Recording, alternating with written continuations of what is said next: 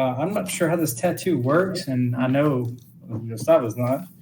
Um, I would say you have almost it's like a natural instinct of the same way you would move an arm. You just kind of, as you attune to it, you just kind of have a feeling. You don't necessarily understand it, but you can move it or use it just like you would your own arm.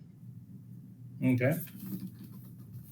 I will basically activate this commune with ancestors. Yeah.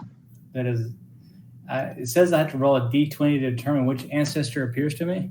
D100, I believe it should say. Yeah. Oh, yeah, d100. I'm sorry. So I'll do that right now.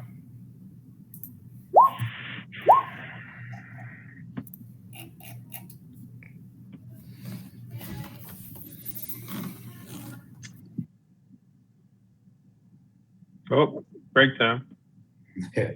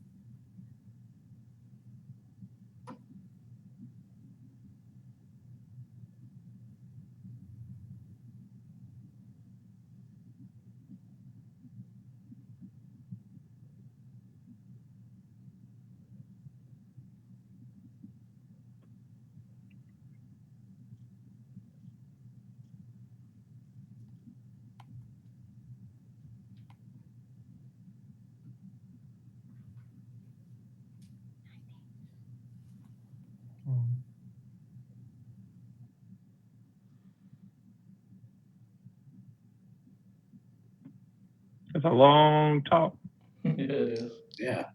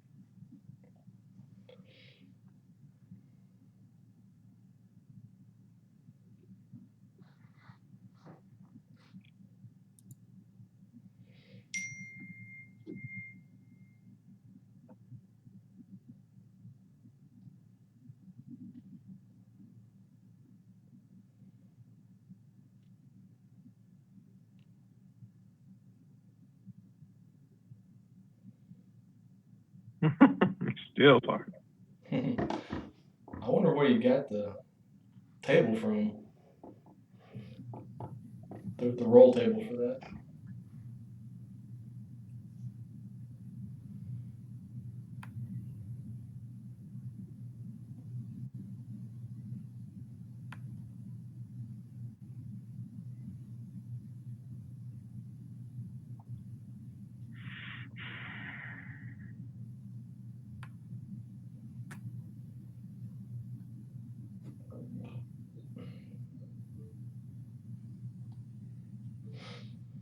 I think I got my long rest. Mm-hmm.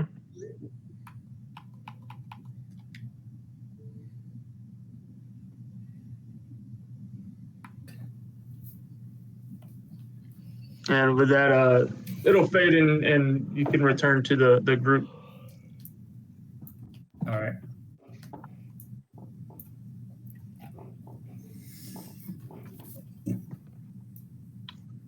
I don't really Anybody need, else do anything before we continue back to sleep?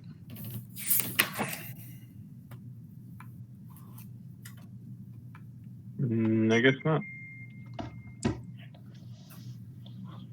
All right, then I'll say, as everybody kind of returns to their post, going back to sleep. At this point, I mean, it was about 2, 3 in the morning when y'all were awoken, and it's not a restful sleep night. I go, like, again, everybody's sort of on edge. This is like 2, 3 nights in a row that y'all have been attacked in the middle of the night by the undead.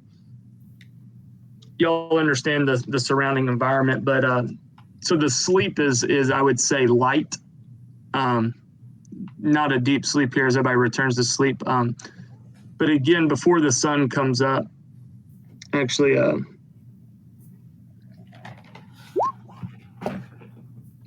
Ted, you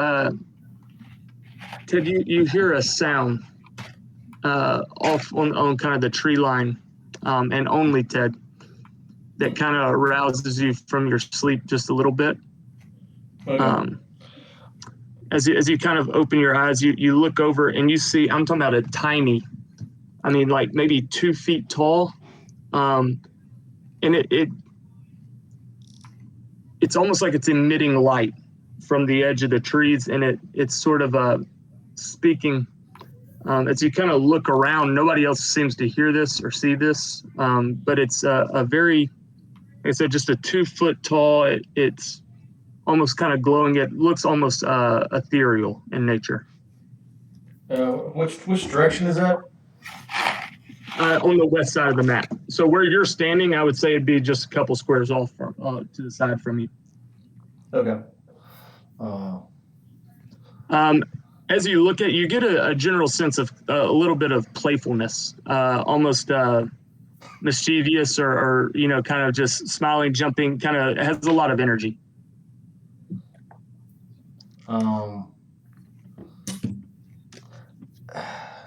How well can I see it? It's a creature or something? Hold on, let me do this. Never mind. It looks almost human-like, but very tiny.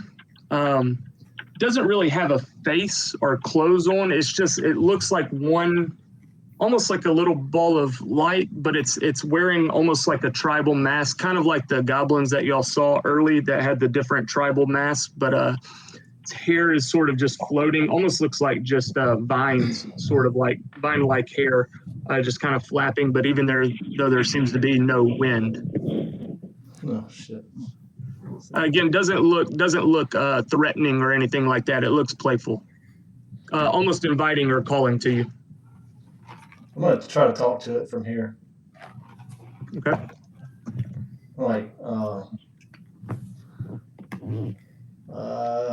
you said it's floating. What? It's floating in the air. It's not floating. No, it's on the ground. I just said it's kind of just dancing about. Like I said, it looks more playful. Okay. I'm gonna say, hey, little guy, come over here. Meet my friends. Hey, so if you go to your journal, you should see something called Chwinga. Okay. Let's see. It's going to be a tiny elemental spirit. Yeah. Twinga. That's a twig blight. Chwinga. Chwinga. Yeah. Okay. Yes. Yeah. Chwinga. Yeah, It doesn't speak back, but it kind of motions for you to follow and kind of dances off behind the bushes. Okay. I'll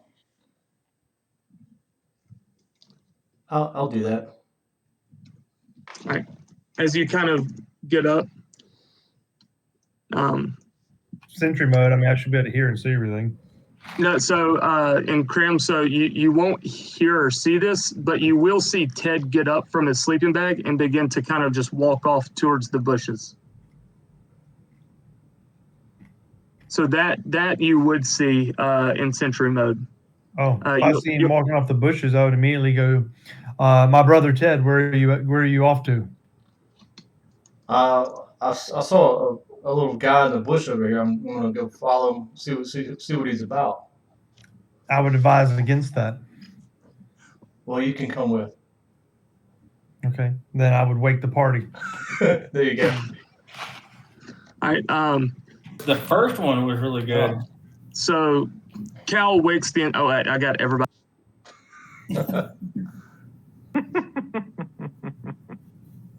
Nope. Now we're back So to Cal. Cal wakes the party, or however you would like to. I would just say it wouldn't be like danger. I would just say, gentlemen, our compatriot here has decided to frolic off into the woods. I've advised him against it. Ted left? He was on his way. I stopped him. Yeah, he's still there. I mean, this would have happened before he wandered off. What's it going? What are you looking for? Oh, I saw a little guy over here. I'm gonna go check him out. Y'all can come, but just stay behind me.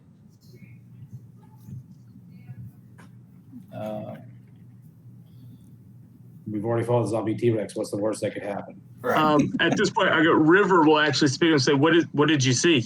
At the sound of seeing somebody. Of course, everybody's on a little bit on edge with the frequent attacks. So there's a little bit of serious time. Like, what is it that you saw? So I saw a little bro over here. He was kind of like shimmering a little bit of light and had long, flowy hair, about 2 feet tall. So, what do you mean shimmering light? I don't know. He had a mask on. I couldn't tell. River and Flask will look at each other. They'll kind of share a knowing look, and then River will look back at you and say, was it? He sort of begins to describe what you saw, pretty close to what you saw. So is it sort of almost vine-like, maybe more of a spiritual being? Yeah, exactly. And so he kind of smiles and he says, well, little Ted, you seem to be maybe favored here. I believe maybe it's a Chwinga. Chwinga. He says, we've heard rumors of them. All right. Ted turns around and starts walking. All right. That's all he needed to hear. Yes, we'll tell him maybe you show him your Shinga. It's not. River just kind of just bows his head, just giving up. Like, I'm not even about to explain this. So if Ted follows off sort of into the brush, and the rest of the party going it with? I'll go Sure. with. I'll go for a walk. Yeah, I'll follow behind. 15 feet. Is Cal going as well? 15 feet. I mean, if everyone else is going, yeah, All right. why not? Let's just go off into the dark woods. So Ted, you see the tree in front of you, sort of, you see the light, and it's sort of always at the edge of your vision there, sort of playfully guiding, you know what I'm saying? But right there, you can't see it fully, but it's always kind of, you see it when you don't know where to go, and then kind of head that direction. The rest of the group so far has seen nothing. You make it probably a good 20, 30, 40 feet outside of camp before finally you come through some bushes, and there's a little bit of an opening where you see it standing there looking at you. As the rest of the group kind of creeps up behind you, still keeping a little bit of a distance, the rest of the group doesn't necessarily see anything. I'm going to cast see behind me. I don't want you to get hurt. I'm just That will crack a smile. gonna keep walking up to it for right now. That was a joke, wasn't it? Yeah. We're gonna have to teach him how to laugh. So we don't see the fairy thing? As of right now, y'all do not. I would look at the party and I'd say I think Ted has been eating too many good berries. Yeah. I need some of those. So as you approach, I guess it's sitting there in the clearing.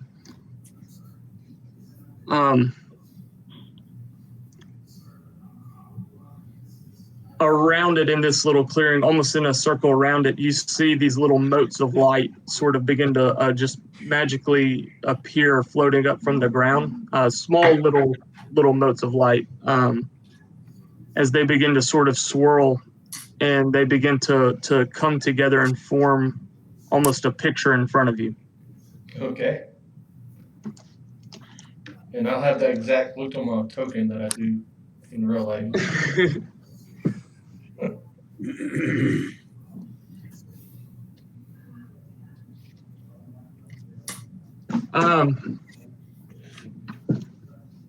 Suddenly you see like I said, the lights sort of, it almost turns into like a little light show as you see the lights kind of form together to form what looks like the jungle.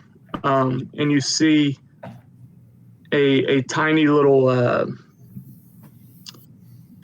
person begin venturing in the jungle, kind of making its way into the jungle. And then suddenly, real quick, they all shift directions, change really quickly to form almost like a new picture. You see, and the lights form almost like a dragon with 9 people surrounding this dragon. And then the lights sort of envelop the dragon down into the ground. And quickly, again, it changes scenes. And you see in that same circle 9 trees, the jungle surrounding area, but 9 trees standing bigger and taller than the others around it. And the 9 people in front of those trees suddenly engulfed inside the trees, like a barrier around. And then quickly the scene changes again. And again, it says those 9 trees there, the rest of the jungle's gone, but one of those trees slowly begins to decay and die down, withering, almost like it's losing life. And then it changes, the scene changes again. And you see that little person again from the first scene sort of venturing through the jungle and coming to that dead tree. The ground beginning to shake almost as if the dragon is coming up from the ground. And the little one is appears to be trying to stop it, and then the lights fade away. And my boy's still sitting in front of me? No, he's gone as well. So it's just a dark jungle right now. Yep. And you're the only one that saw the light show.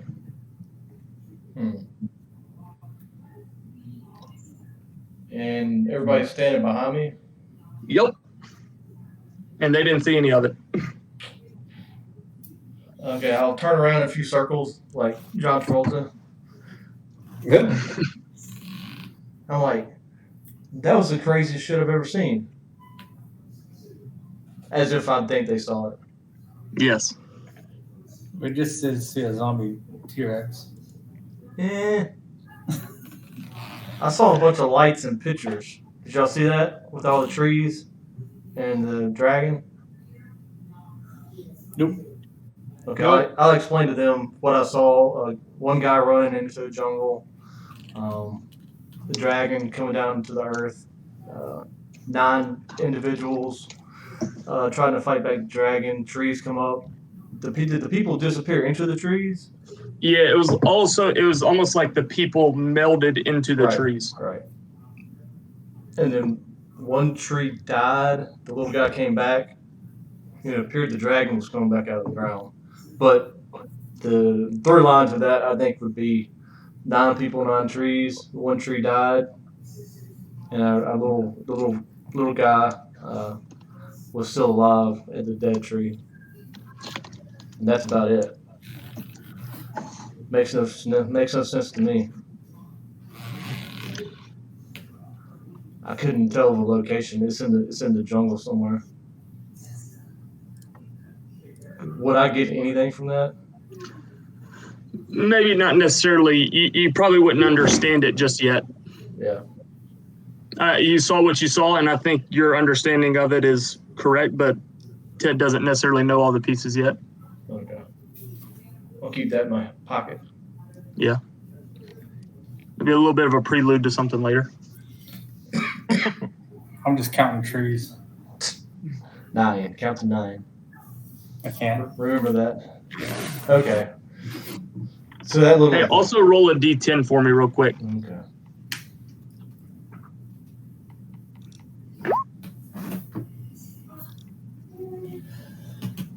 She better win a 9.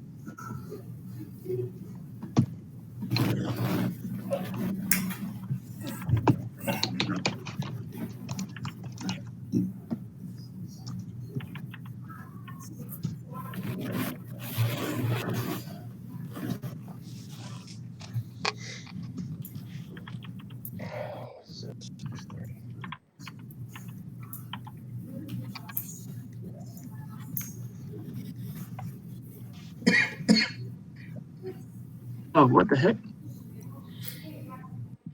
Hey, for the next 3 days, you have plus 10 HP. Okay. A departing blessing from the Chwinga. Nice. It wouldn't let me whisper you or type on the whisper macro to you. Huh.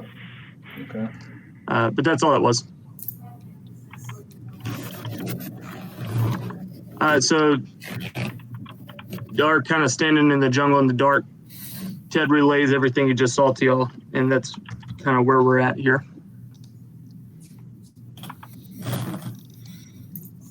I do feel a little bit better after that encounter.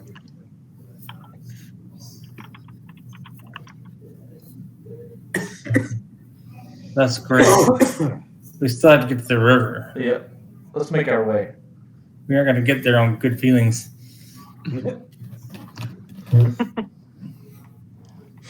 Return to camp. Yeah. Sure. As y'all return, River will ask, did you find the Chwinga? That's what it was. I found him. It didn't talk to me. Well, because I've honestly, I kind of always thought that was just a legend that had been exaggerated, but they typically give blessings or guidance. Did it bring any clarity to you? It showed me some pictures in light. A little guy running I mean, it kind of looked. It could have been me. I mean, that small, and then running into a forest, and then a dragon with 9 guys around it, and then 9 trees. They turned into 9 trees, and the little guy was still trying to fight the dragon, and that was about it. But I do feel better, like a little stronger, hardier.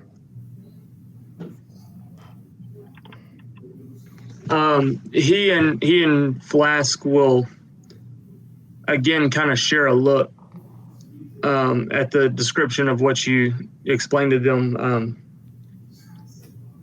then River will look back at you again and he'll say, Did you say 9 guys and a dragon? Yeah. And you'll see a little bit of a concerned look on his face as he's thinking. You know, it looks like he kind of gets lost in thought just a moment. And he looks back at Flask and just says, Visaria. Visaria. He goes, yeah, he goes, again, this is a little crazy. I just kind of thought all these were a little bit exaggerated legends. Visaria we were told a story as little kids of one of the king of the jungles, Visaria, Okay. who was an ancient green dragon that once ruled and roamed throughout the jungle of Cholt. It was his domain. But there were 9 heroes who bound together to seal Visaria away. Thousands of years ago, I guess, at this point. But I just sort of always thought that was a children's story told to us. Bro, I don't know. Chingwa, that's what I saw. That's what Chingwa showed me. Or if that's not his name, I don't know who. A Chingwa? Yeah, Chingwa, it's what it is. Yeah. Chwinga is, yeah, that little Chwinga? Yeah. Chwinga. Nice fella. I'm assuming I'm pronouncing that right. I have no idea. I'm just repeating what you said. Or trying to. Yeah, these names sometimes are very difficult to say. So Visaria? Visaria. And that one should already be in your notes. Okay.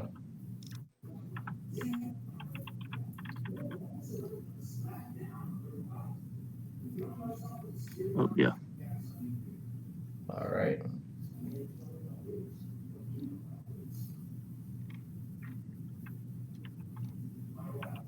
Well, what now? Y'all can return to sleep if you'd like to. Yes. All right. Y'all made it through the rest of the night, and I'll bring y'all back to the map. Also, so I drew a little green line on the map to try to track where you've ventured from so far.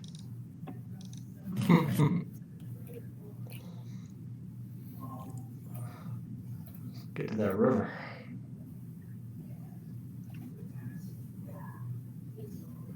All right, so y'all wake up the next day. Y'all have had a short rest. Still dragging the canoes.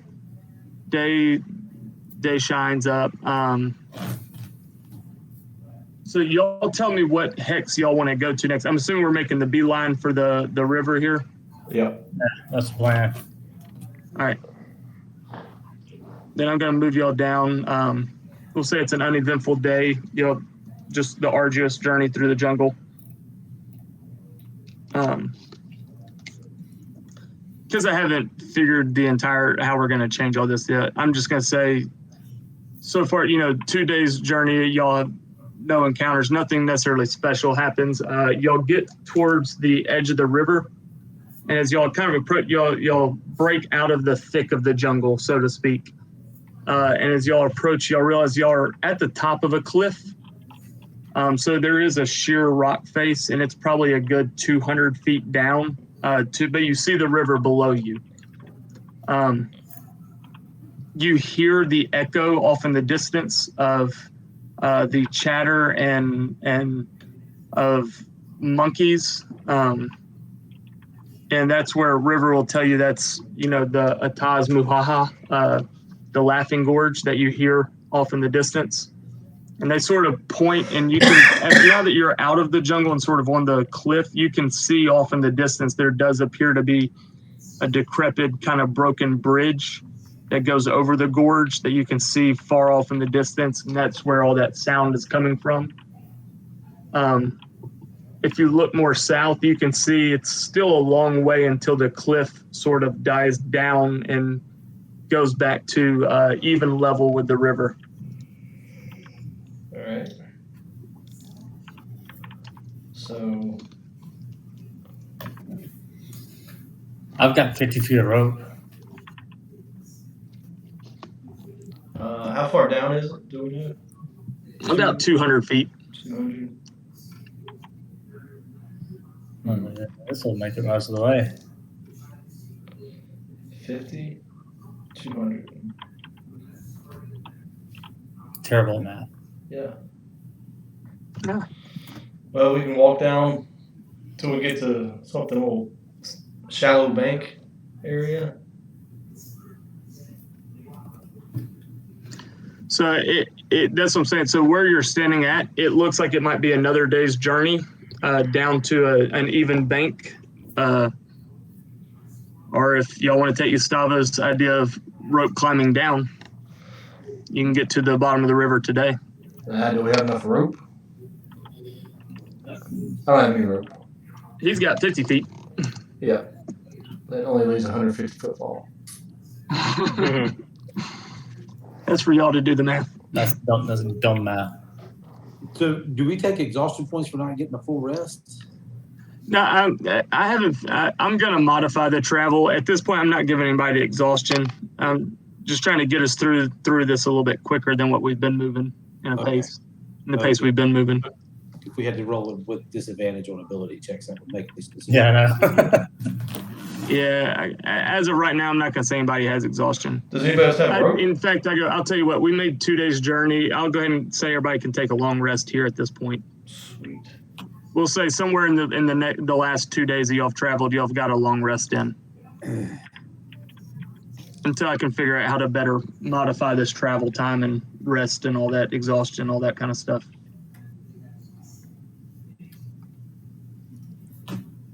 Well, I've been informed 50 feet of rope is not enough. Yeah. I have a hip and rope. Yeah, I have 50 feet of rope. Getting there. That's basically all the way down. I got that. I have 50 feet. I was trying to make sure how many I had. Okay. I'll start tying rope together. All right. So y'all start tying y'all get y'all's rope out, lay it all down, start tying off ends together. Yeah, I'll tie ends together,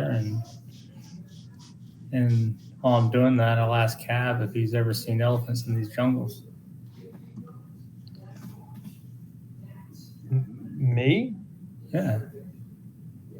I'm not from here either, my friend. Have you seen the whole way we're here? You know why you haven't seen them, right?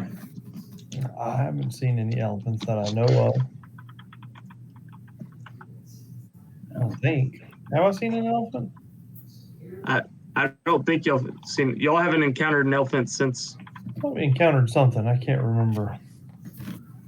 You probably haven't because they're really good at hiding.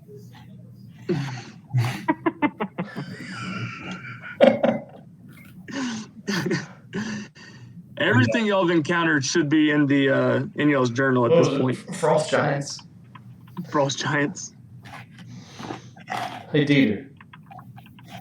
Hey. Bro, do you still have that stone? Oh, yeah. Huh? It's empty, too. Oh, is it? Okay. Come over here for a second. Hand it to him. All right. I'm going to cast into the stone or vitality. Oh snap! You got Aura of Vitality. After a long rest, No, Dieter has it. yeah, let me take that one off mine. So yeah, we Good, yeah.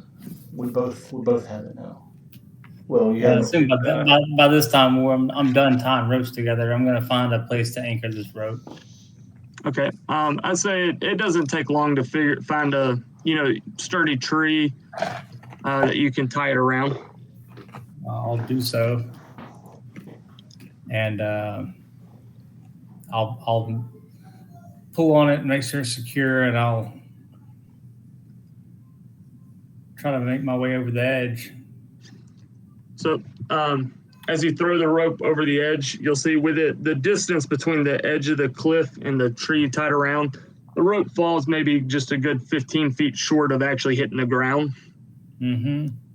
Or at least what it appears to you when you look down. You can see it's not touching the ground, but it seems pretty close. As I position myself on the edge of the cliff, I'll look at Ted. what? Like, you're Ghostwise, right? Yeah, You gonna hear a ghost joke? I've probably heard it, but yeah. That's the spirit, and I'll go over the edge.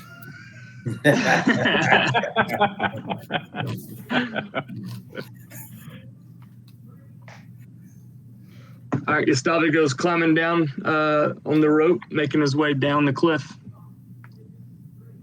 I was gonna touch them with guidance, but I'm not now. How are we getting the boats down the road? Yep, I was wondering the same thing. Oh, that's a good question. I wasn't going to say anything, but I will. Oh shit! Well, technically, Yasaba. What time of day is it? I would say it's midday. I'll tell you what, Yasaba. This is gonna be a little bit of a suck, but you stay up here with the boats. We'll go down the rope. We'll go down the rope, and then maybe you can lower the boats down with the rope after we get down there. And with your little fancy cape, you can come see us, catch up with us tonight. Okay. You know what I mean? Yeah. Burn. Oh me. I have no objections to this. I'll take the boat. I'll take one of them. I don't know if I can. No. I'm saying you can lower them down one at a time, Oh yeah. and then to come dusk, come meet us. Oh yeah, I can do that. Know what I mean? Yeah, that sounds like a fantastic plan. Did you write it down? You're gonna forget why you're up here with two boats. No, maybe just say it one more time. Let us get down there, lower the boats down one at a time, and stay up here till dark. And come see us. All right, We'll be headed south. I'll find you. It's fine. Okay. The make up the boat theory. Yes. Okay. All right. I will Sherpa I'll man the rope as they go down. I'm gonna Gotcha. touch Cav and give him guidance on this little trip. Actually, I can go last and give everybody guidance as they go. Okay. If everybody wants to go down, I go. It will. It's going to take several hours through this process. Everybody kind of climbing down, but the process of bringing the rope, pulling the rope back up, tying it around a boat, and lowering it is going to take quite a bit of time. Well, it's either that or take another day to walk down to not do this. Right? Yep. So I'll say this took several hours. by the time Yustava gets the boats down, I'm assuming everybody's gone down the rope, climbed down. Yustava's tied up the boats and y'all are lowering them down. It's getting a little late in the day. Sun's beginning to sort of set. The rest of the group is on the river bank. Yustava's successfully lowered one boat down, and is lowering the second one, and successfully lowers the second one down. After you finish lowering the second boat down, I'm going to get you to roll a perception check for me. Perception, okay.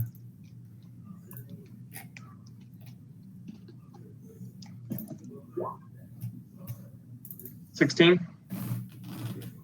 Yeah, I'm currently unlashing the rope and rolling it up. Yeah. So as you're untying the rope from the tree, sort of out of the corner of your eye, you think you see movement over at the edge of the jungle, where the thick of it kind of begins, where the plants are overgrown, kind of brush is overgrown. You see the bushes sort of move real quickly as if something disturbed it. And everybody's down and the boats are down. They're all safe.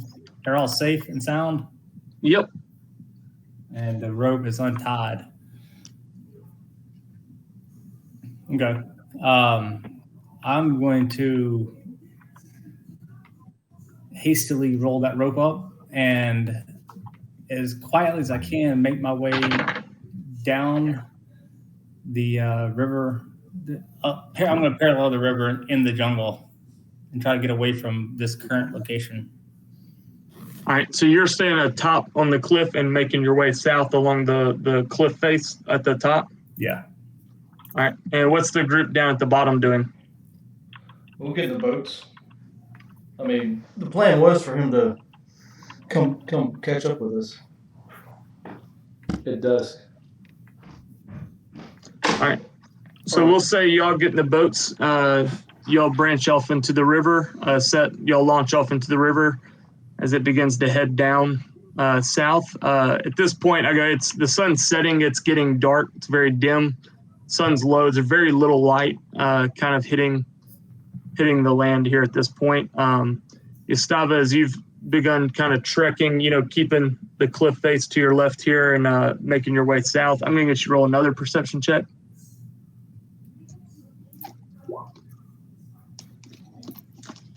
As you've kind of been, after seeing that first movement in the bush, you've been keeping a more close eye on the edge of the jungle there. Again, kind of keeping the cliff face there, making your way ready to meet up with the rest of the party, keeping kind of a close eye on the edge of the jungle there.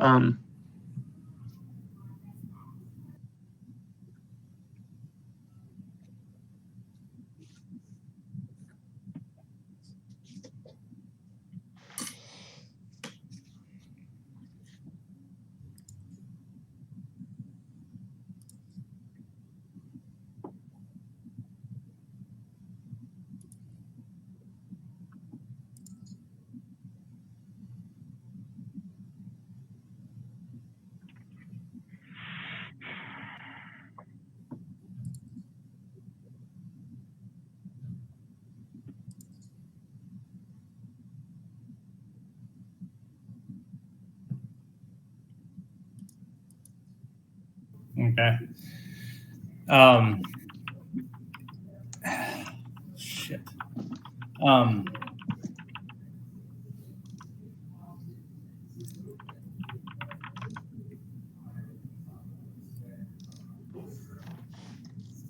How close with that perception check? I'd say probably a good 80 feet behind you. And I say that because you're on the cliff face, so you're not in the jungle proper. You know what I'm saying? I'm going to say that the thick of the jungle is probably a good 50 feet to your east. And this is also behind you, maybe another 30, 40 feet behind you. So it's a good bit of distance back that way.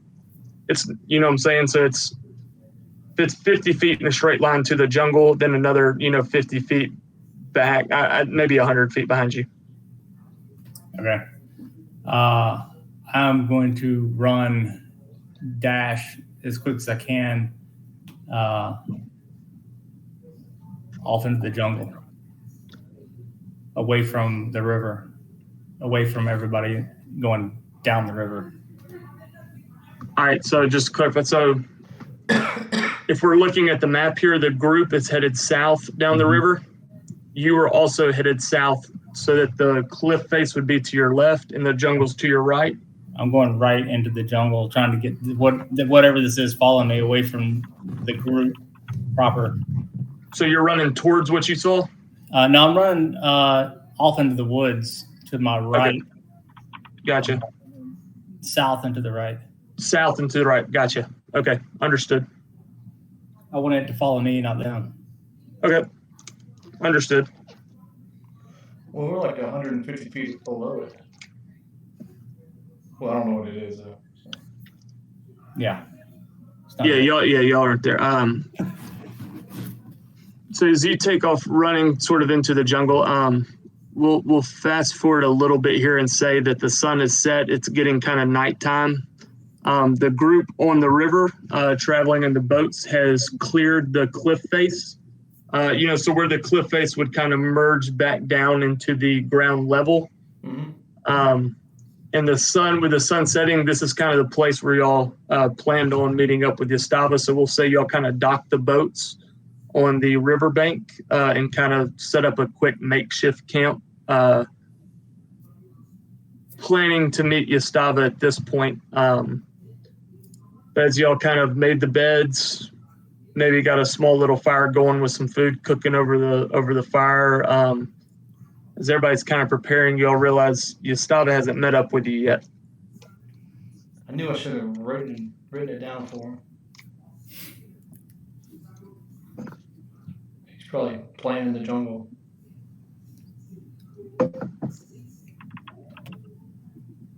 I'm gonna move y'all down, the party down here. So yeah, we can still wait on him. I mean, he'll be coming. He's dumb. He's not that dumb.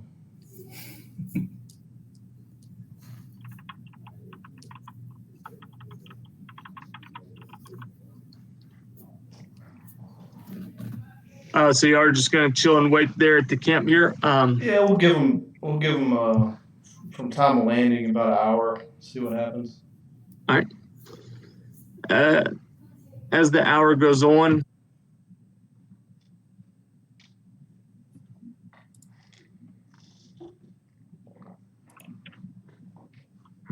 We've been kind of slacking on the excitement tonight. I know. He said he wanted to speed this up, but it feels like it's taking longer. I think he's trying. He's just I think he's doing like something on every hex. So like we don't have to do something on every hex. No, we skipped 2 just now. Thank God.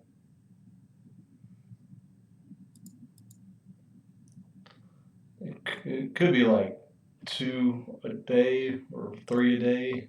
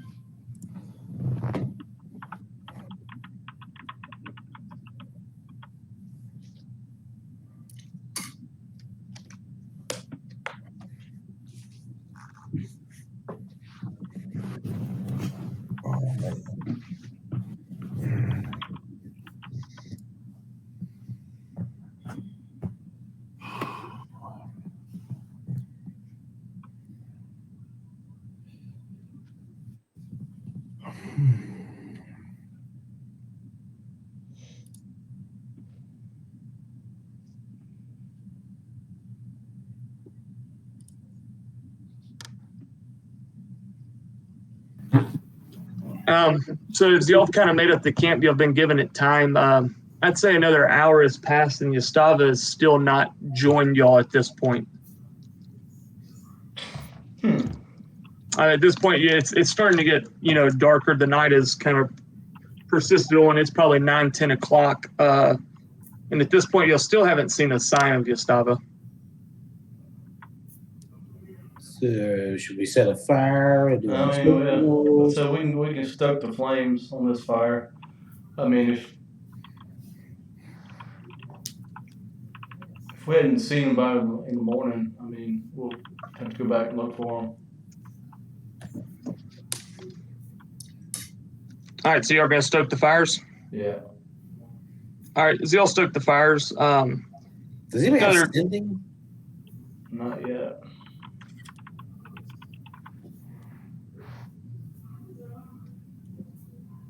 all right, that's it. All right, so as y'all stoke the fires, y'all get it burning a little bit brighter, despite it worries River and Flask a little bit having a fire so bright at nighttime, sort of drawing attention, but at the same time they understand. Everybody's sort of keeping an eye, looking back towards the cliff face. After about another 30 minutes, I'd say, of the fire stoking, Yastava, you make your way to the edge cliff and you do see the fire off in the distance. It is a bright light that you can see probably a good quarter mile down from you, where you're at this point.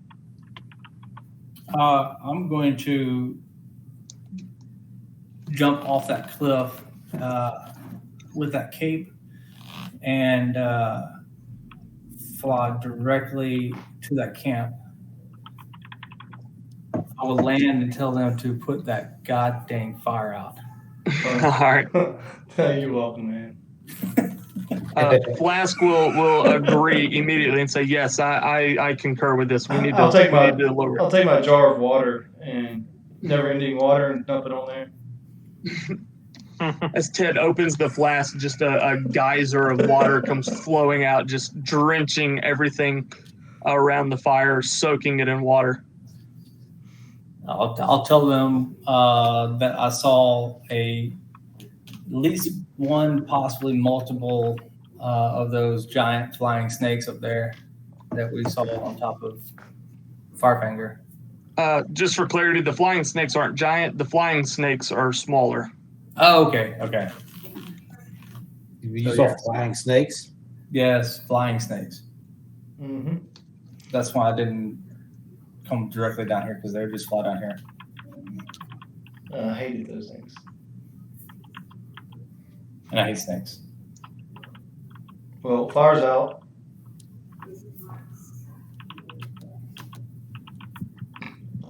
Do we want to keep rolling for a little bit?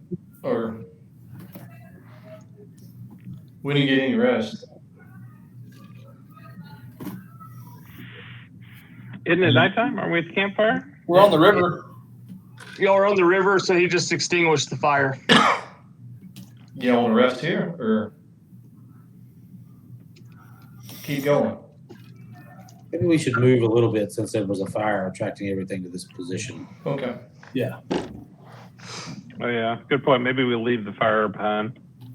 Yeah. Leave the fire. Make a half a night and rest. Yeah. So the group will,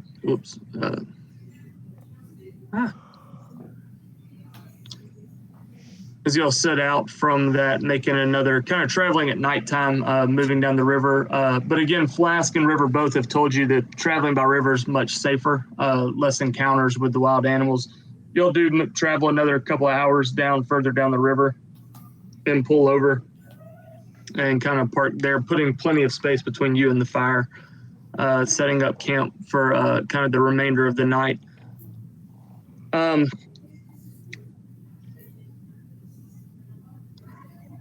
As y'all pull over and kind of park up on the sandy beach there, kind of making camp to bed down for the rest of the night, River will say, hey, because there's something that's just been kicking around in my head for a little bit ever since we met those boss giants that we encountered a couple of days ago.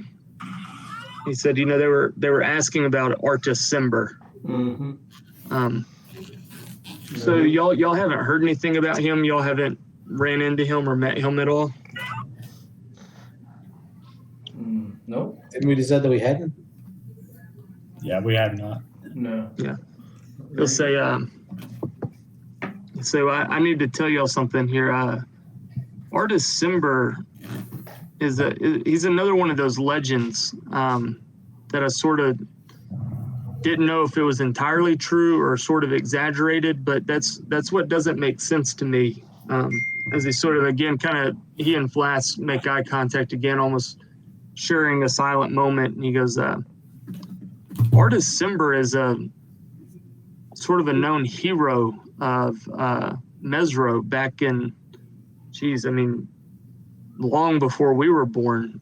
He was one of the Barre of Ubtao, who is said to have defended the city of Mesro a long time ago. So it didn't make sense to me that they'd be looking for him when, a human by any stretch, it means even a human who lives a long life would have died hundreds of years ago. But I do know the name for sure. He was the hero of what? Of Mesro. Said that he was one of the 9 Barre. Or 7. I don't remember how many there are. He was a Barre of Ubtao, one of his chosen protectors of the holy city.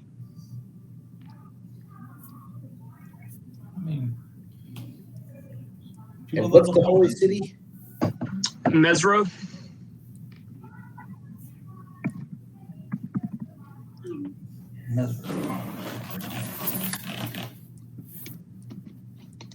Is that where we're trying to go? What are we trying to do? Y'all are currently making your way to Cursabal. Okay. Which should be on the map. You should see that black Yeah, dot. I see that. That's where y'all are currently headed. I don't see Mesro on the map. It should be to your north. Oh, that's right. That's where. Oh, yeah. That's where they were docked. Catcher's Inlet. Or Catcher's Inlet. Catcher's Inlet. Yeah, Frost Giants. Do y'all see Frost Giants written on there? Yes. Yeah. Okay, cool. Sometimes I forget what y'all can actually see and what y'all can't see. If we've rested up. Well, at this point, I go, he's having a conversation with y'all before y'all rested. Oh, you know what I'm okay. saying? This is y'all are making camp, and he's bringing up the fact that he's heard of Artis Cimber. Need a little Freudian slip of 9 of the Barre. He was, and I don't remember if it was 9 or 7. I'll have to go back and look. But he's one of the Barre, one of the sort of holy warriors or protectors of Mesro. But that was hundreds of years ago, and that's what perplexed him of why they would be looking for Artis Cimber now, because he said a human, even one who's lived a long life, surely should have passed away by now. Humans don't typically live hundreds of years. Maybe he wasn't human.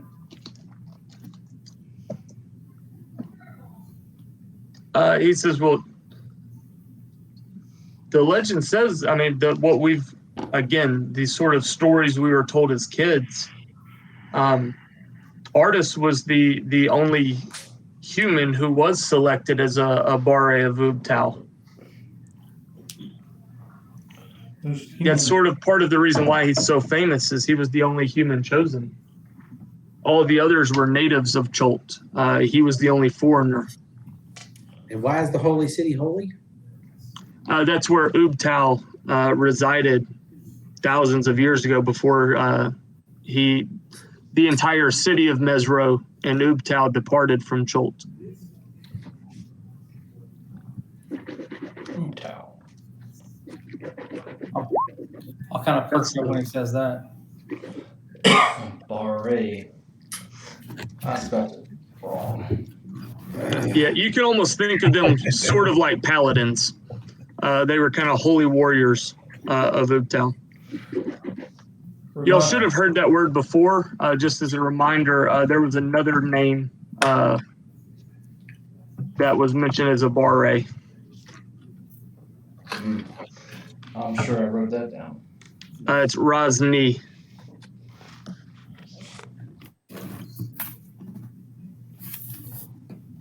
All right.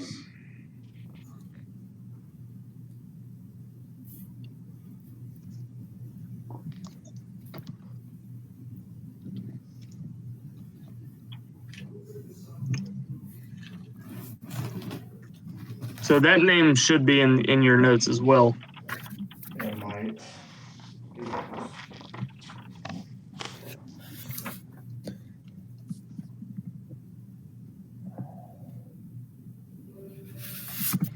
I spelled that all kind of wrong.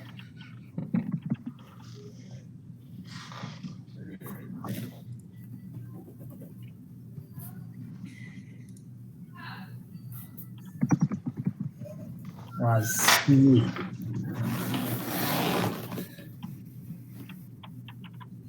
Well, I got no answer to that question. I just put it in the chat if y'all as a reminder because I know it's been a long time. But the very first night y'all stayed in the Thundering Lizard, Cal overheard a rowdy dispute of who's king of the jungle, and there were 4 names that were thrown out as kings of the jungle that people were debating over in the bar. Over drinks, kind of a rowdy, just bar talk discussion of who was king of the jungle, and those were the 4 names that Cal heard. So, just as a refresher, Crag was was known as like a giant, sort of a gargantuan size, sort of ape-like creature, who they claimed was king of the jungle. King of Feathers was a larger size T-Rex that seemed to suddenly just sort of blink in and out of existence. Rosny was a Barre of Ubtal, who is a Yonti, who raised the dead at some point to protect Mesro, and then Viseria was an ancient green dragon. Yes. Krog. Okay.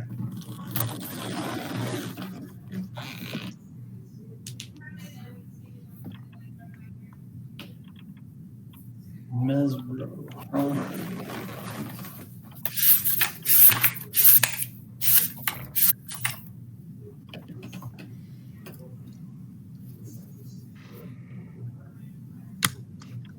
Do y'all want to continue the conversation with River or just take a rest and continue forward?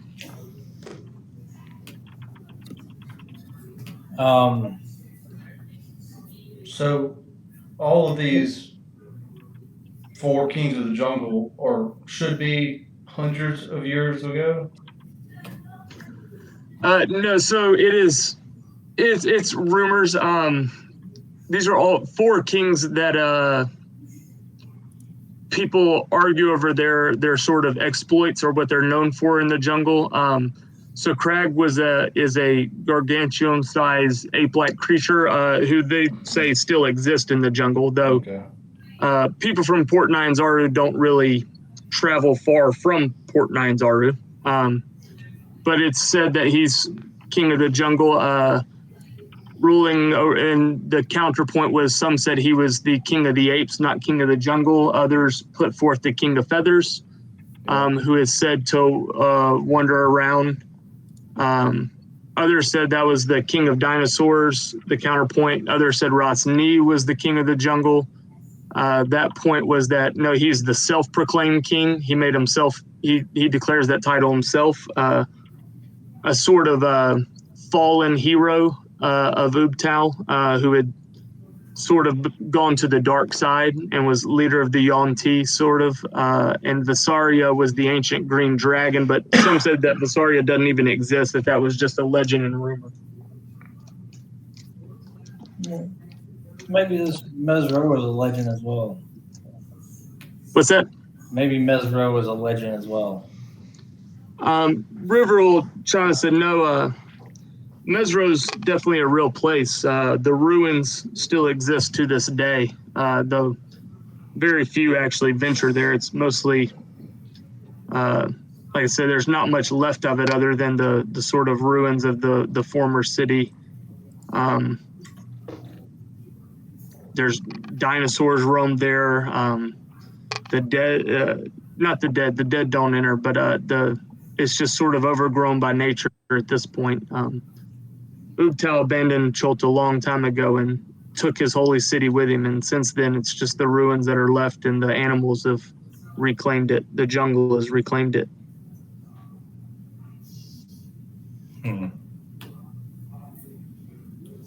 Cool.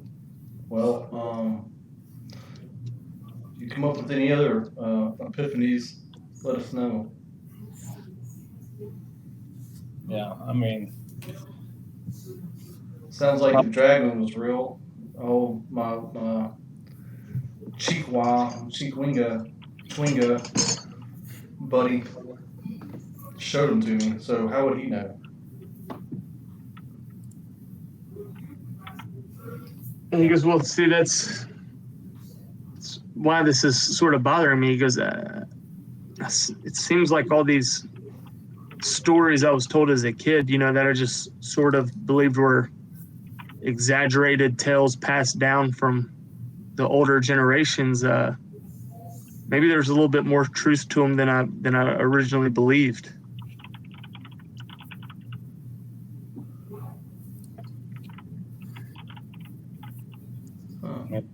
maybe. To be honest with you, I got like two noodles that bounce around in my head, and every now and then they touch each other, and I get an idea of it. What those Chwingas, they must live for a long time if he knows of that. River will say to you, says the Chwingas aren't living, so to speak, as we are. They're more said to be, at least. I've never seen one myself, but they're said to be more spiritual beings. Sort of guardians are tied to this land.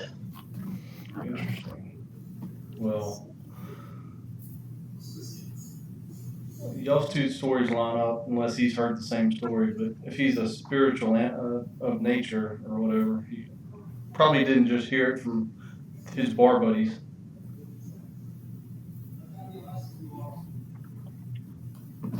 Yeah, just there's so many rumors and legends about Cholt. It's hard to know what's real and not real. It seems like everybody has their own version. Everybody has their own stories. I never really put a whole lot of stock in a lot of it, but there's just too many coincidences.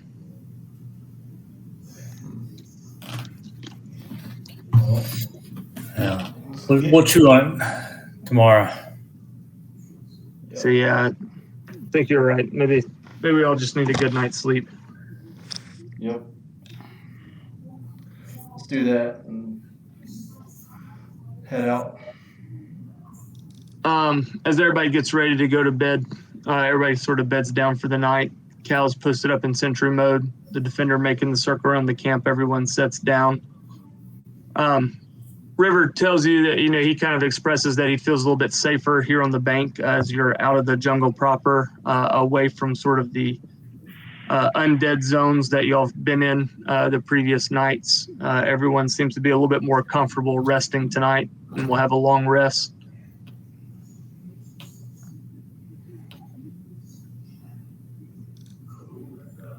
I'm going to lean up against Cal while we're taking the rest. You're like, Cal. Put your head right here. One of these jungle elephants paint their balls red. I don't know. Why? So they can better hide in apple trees. Huh. You know what I mean? You hadn't seen one.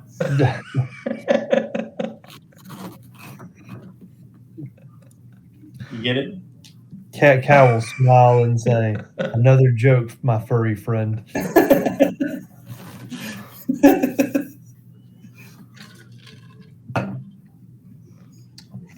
You know what we ought to do? Can we do these little whispers? We ought to just go off and do our own while he's in the regular. Can we?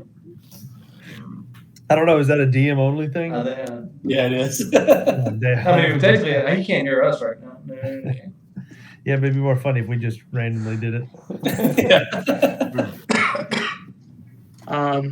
With that, we'll say everybody gets a long rest. Y'all wake up the next morning. Again, I'm kind of going to fast forward some of the travel here so we can make progress a little bit more. Hey, let me ask you this. At what point do y'all want to branch off the river to make your way towards Circle Ball? I mean, We as can far as we can go, right? Yeah, as far as we can go. So, I mean, Whatever y'all the can... shortest walking distance would be. So y'all can stop here at this sort of bend in the river and make your way south towards Cursor Ball, or y'all can go down the river further, Let's go down to this bend down right more here. towards Yeah. here We go and like make your way three. east. Yeah. So that's only what, 2 hexagons or Right there. 3? Okay. Right under where it says larger ruins of cathedral. Yep. All right. So we're going to say y'all make it down to there. It's a couple of days travel to get to there.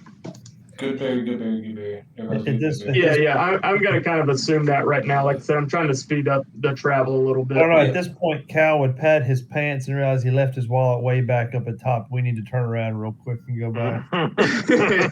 You're paddling. I'm just trying to turn the canoe around, and when he says that, I'm like, okay. What's a wallet? You leave your car keys up there too. Khakis. Khakis. So y'all have made it. It's been a couple of days now. Y'all have made y'all's way down the river. Y'all get to hear. We'll say it's nighttime. Y'all are kind of posting camp again at this point. Y'all are getting ready to branch off the next morning.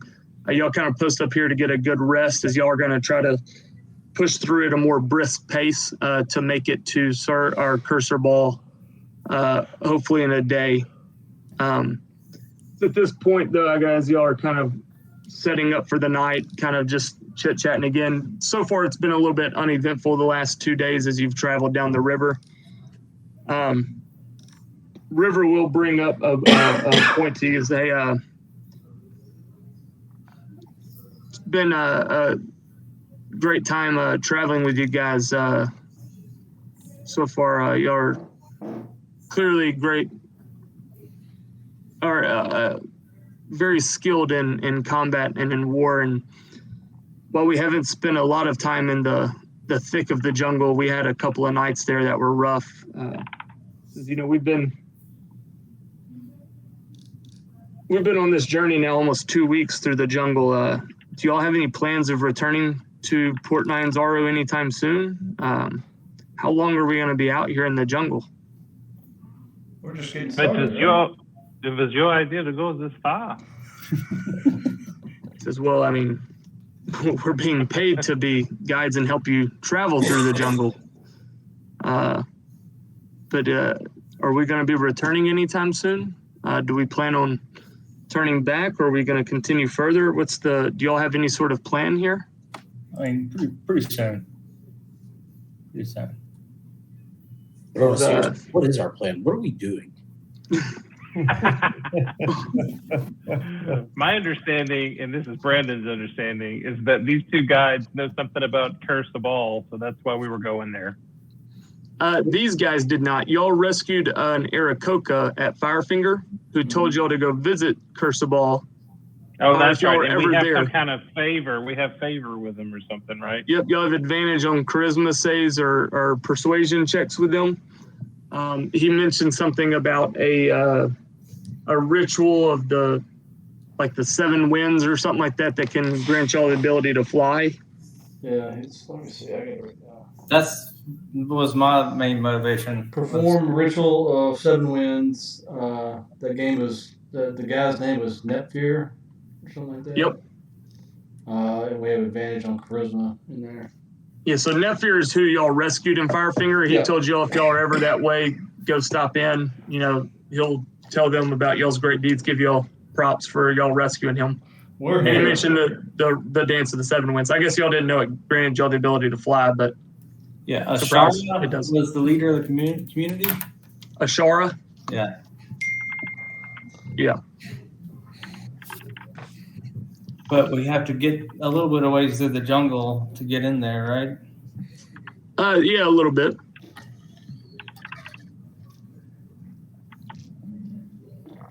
That's why I go. It was a good time to recap, and it's I go. That's where River's asking, hey, he's just kind of beginning to wonder about what the plan is of if y'all are planning on returning, if y'all are continuing further type deal.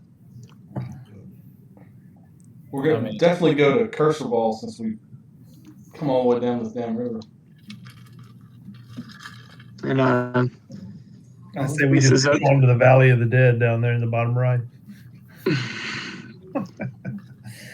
Yeah. He'll say, okay, I was just curious because it's been 2 weeks, and if we were to travel back, even if we were to turn around tomorrow and travel back, I mean, it would take us maybe 2 weeks to get back to Port Ninezaru. That's a long time being away from the city out in the jungle. He goes, and you see kind of pauses from as he's kind of thinking again. He goes, here's sort of the issue. It's as we're natives of Cholt, survivors, we traverse through the jungle somewhat skillfully. He goes, we're nearing the phase of the moon for it to be full in about a week's time, maybe a little bit more. He goes, I don't really want to be out in the jungle when it comes time to the full moon. Well, I mean, that'd been good information, a week ago. Have we paid these guys yet? Not yet, but they have been keeping tabs of what y'all owe. Well, we've been keeping tabs of how useful they've been. So, just for our information, I guess, what does a full moon look like?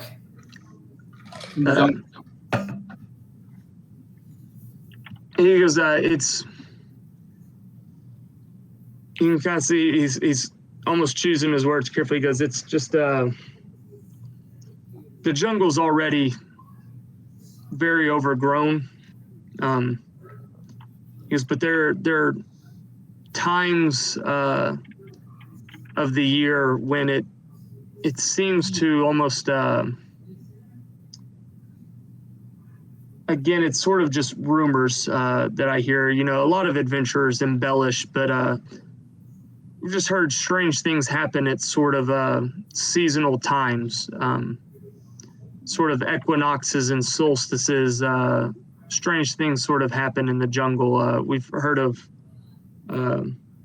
very unusual natural life appearing, plants, trees. Nature itself seems to almost come alive and just be very different. Because and over the last couple of days, I go just with the sort of the news we've been given, I'm beginning to think maybe some of these legends aren't embellished, but might actually have a nugget of truth to them.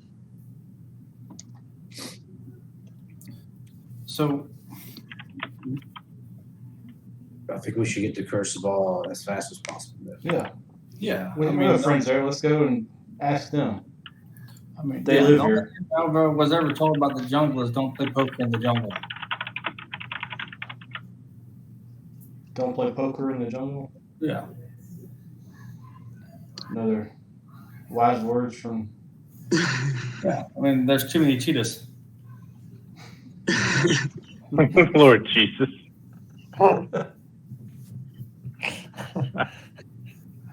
Dieter doesn't understand the language too well, but he's pulling his sword out.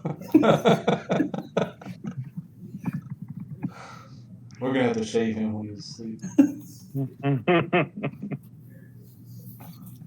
All right, let's get in the jungle. Shit.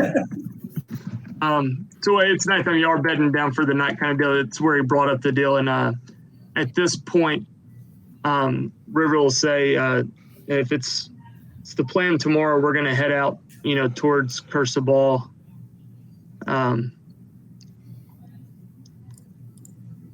Because when we get there, at that point, me and my sister are going to depart, and we're going to make our way back to Port Nyanzara. This is as far as we'll go.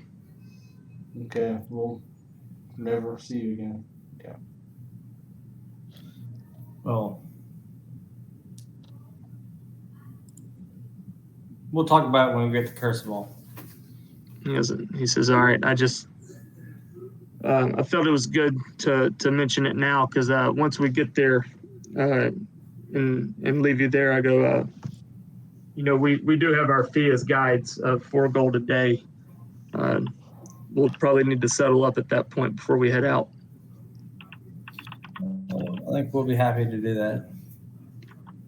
All right.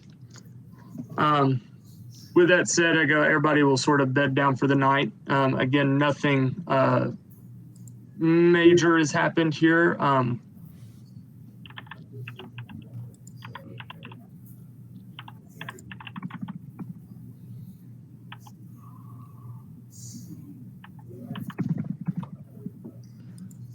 Y'all wake up the next morning again, full rest, ready to set out, headed east towards Curseball. And you'll also see where you're sitting at on the banks, the jungle proper is sort of in front of you a little ways, and you can see a mountain is sort of rising up above the trees, and that's where, now that the sun is up, you can see a little bit more clearly off in the distance, kind of above the jungle canopy. You can see that sort of mountain that is Curseball, the village of the Aarakocra. There, that monastery that y'all are headed towards. Yeah. I don't see any reason not to just walk up. Yeah, well, it's a little ways. It's going to take you a good full day to get there for sure. Yeah, okay. I mean, Hey, Chris, I'm going to have you roll a d20 for me as well. Okay. We've kind of skipped over it. Okay, you're good. Give me 1 second.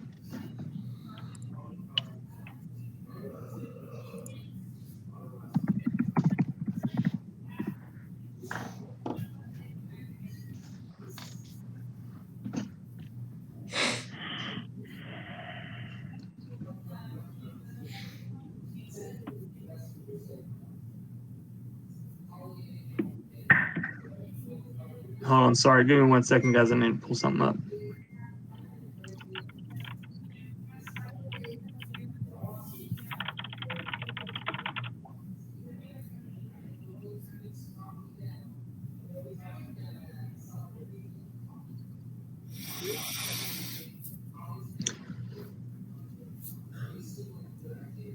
You're right.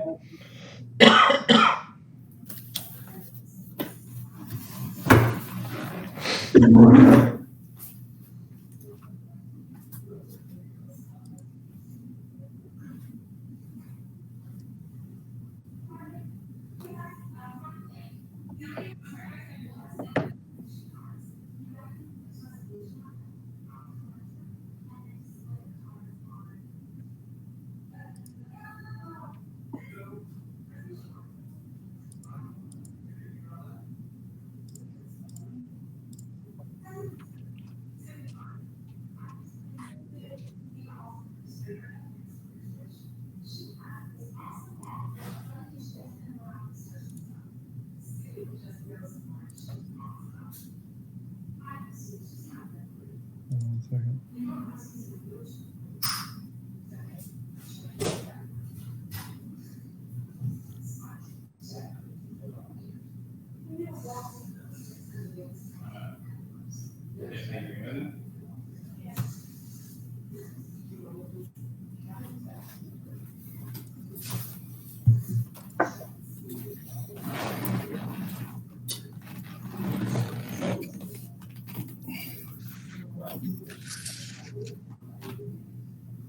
All right, so we'll say y'all head out towards Curseball, making your way through the jungle. it'll take you a full kind of day to get there.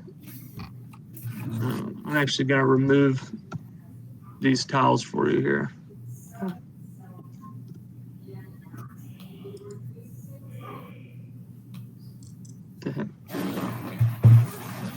So you can kind of see the mountain there as you approach.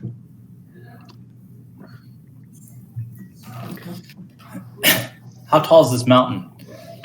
It is, as you get to the bottom of it, and as you look up at it, you can see almost broken footpaths where there maybe used to be a trail that went up this mountain, but it has long been ruined. You can see almost sort of rope bridges spanning gaps that are deteriorated and worn down. You see this has definitely not been traveled in probably a couple hundred years by people walking up this cliff. So you can see the old path that used to be there maybe 100, 200 years ago that has not been traveled. As you look up, you can sort of off in the distance see a little shadow of what looks like maybe homes or a camp or buildings up there. We're going to say it's maybe 200, it's probably 200 feet to the lowest point of what you would consider Curseball, that proper kind of monastery or nesting of the Aarakocra up there. Huh. How do we get up there? And at this point, I would say, I would say it did take probably a full day to get there. So the sun's getting ready to set. So the question is sort of, do you want to press on at night, or do you want to rest up and wait for the morning type deal? I'm going to let you talk. I'm going to run to the bathroom real quick. Okay.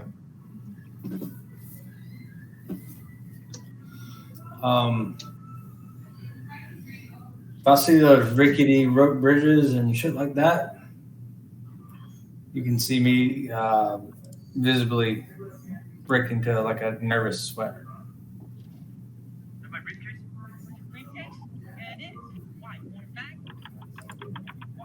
Can't you fly now?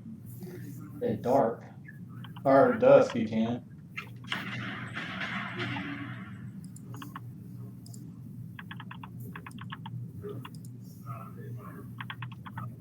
I cannot. I mean, just the thought of it makes me almost sick. Yeah.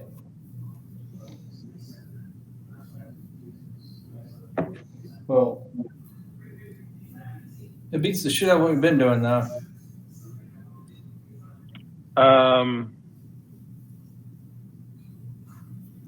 Well, I'll wait and ask it in character. we could wait till dark and build a big ass fire down here and see if someone will come down here and talk to us. Or you try is. Either way.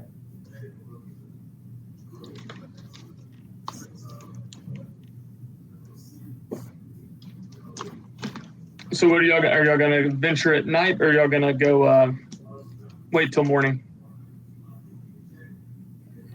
Ali, Dieter had a question. Oh, well, if we were bedding down for the night, yeah, I was going to have a conversation with the group. Okay. Yeah. If y'all are going to bed down for the night, y'all want to do that, wait till morning? Yeah. All right.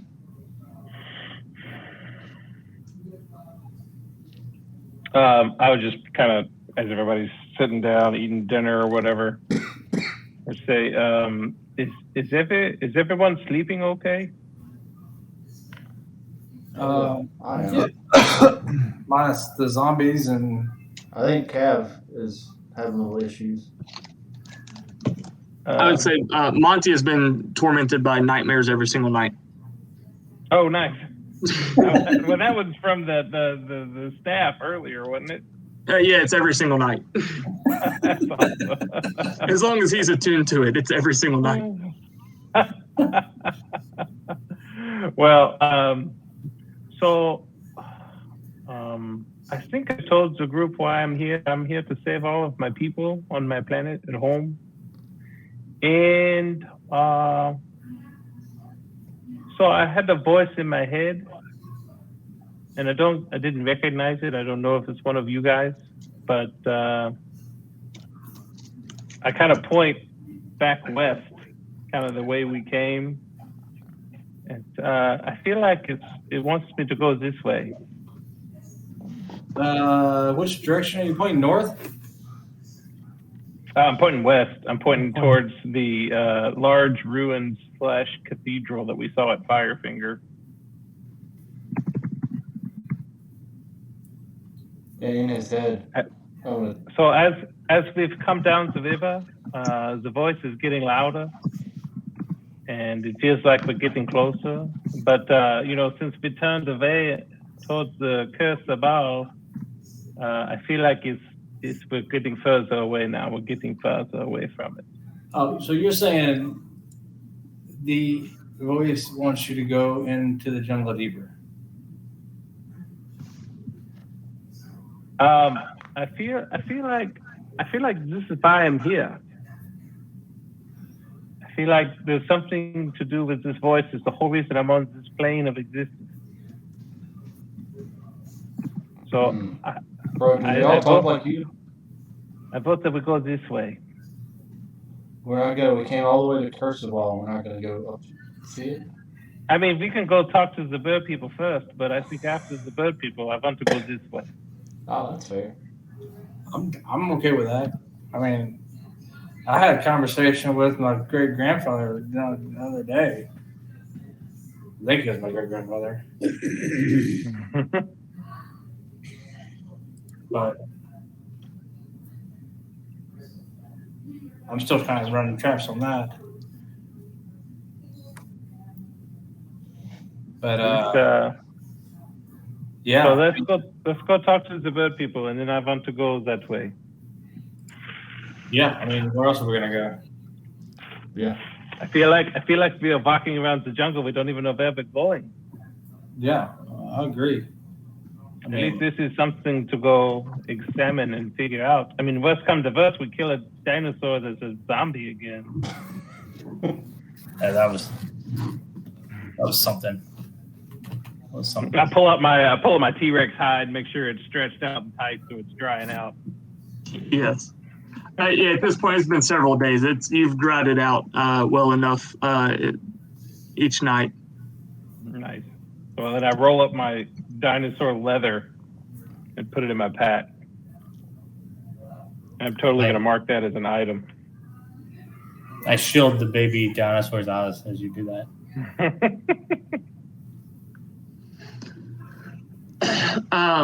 Hey, also real quick, just a inventory check.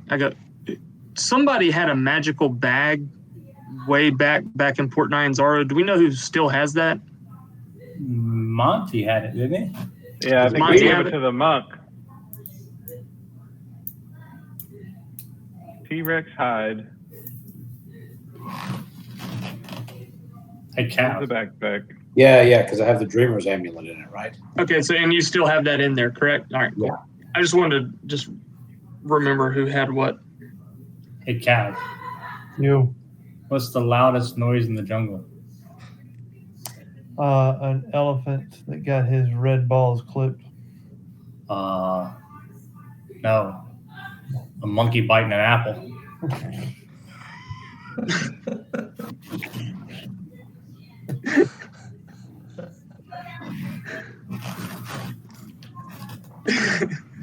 Hey, so Dieter, you had that convo before y'all went to bed? Yeah. All right, okay. I think we should go that way. Okay. Then if everybody's been down for kind of the last long rest before you ascend Curse of Ball here, as the sun rises the next morning, everybody kind of wakes up, setting off. This is where River and Flask will say that they're going to depart from the group. They wish y'all the best. Okay, bye. We'll start But at this point, we need to return back to back to Port Nyanzaru. we've traveled much further than normal away from the city, and we wish to return. So they will ask for their fee as guides through the jungle. And at this point, you've racked up 64 gold pieces of guide fees. Jeez. I'll put forth my 12 gold or so, my share. Same. Yep, I'll pay. For sure. Yeah.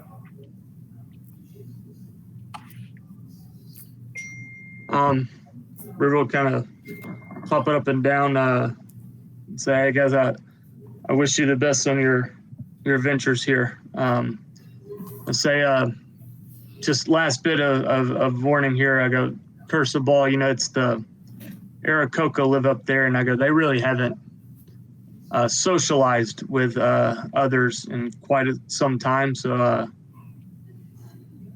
just be cautious. I don't know how they're going to respond to a group as diverse as y'all. Is this how you're leaving now? This is well, that, and it's been a long time.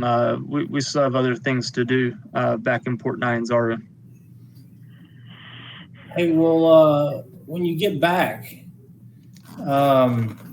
tell the leaders of the groups that we met. I don't have all of them right here. That we made it to Curse of All, and we're still in search of the Death Curse. Last you saw us, we were still healthy and alive. So are you referring to the merchant princes? Those guys. This is, we will certainly pass that message along to them. I guess if you die before then, don't worry about it. Says, well, same goes to you. We will Godspeed in your journeys, and I hope we see you alive again in Port Nyanzaru. Fair enough. Real quick before we start the climb up Curse of Ball, you might want to revisit any rumors that we've mentioned before about this place. I think there might be something y'all have heard before about this place. Curse of Ball. I lost my page of where I was keeping track of all the rumors y'all heard back in the tavern, because every night y'all went to bed in Thundering Lizard, Cal overheard rumors. I've got when he was in Sentry mode down in the bar, and somewhere I lost that sheet of what all rumors he heard. Here. But I believe there was something about this place that y'all had heard before, or he had overheard.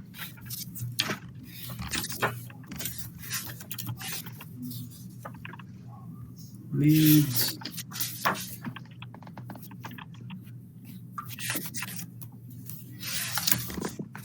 Missions.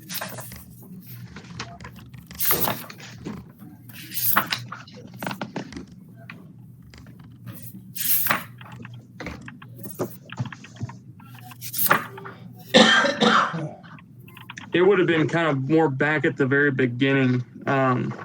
Something about Screamy Wind, Druid, Dying Tree, Old City, Thundering Dragon. It would have been after that, or after that. See, I think I must have grabbed the wrong notebook one night when I wrote it down, and I don't know where that sucker went.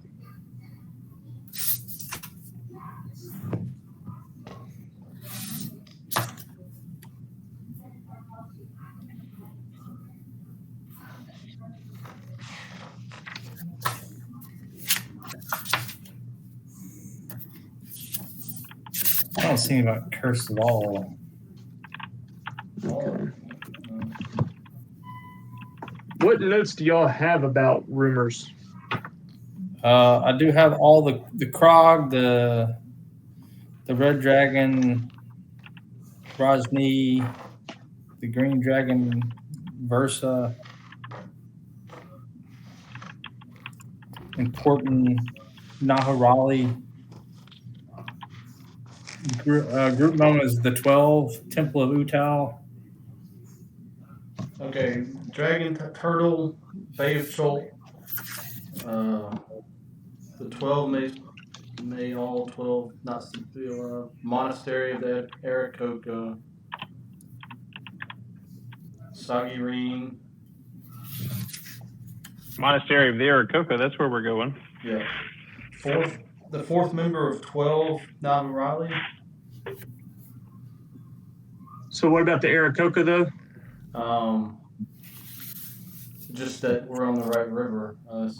That was just a rumor.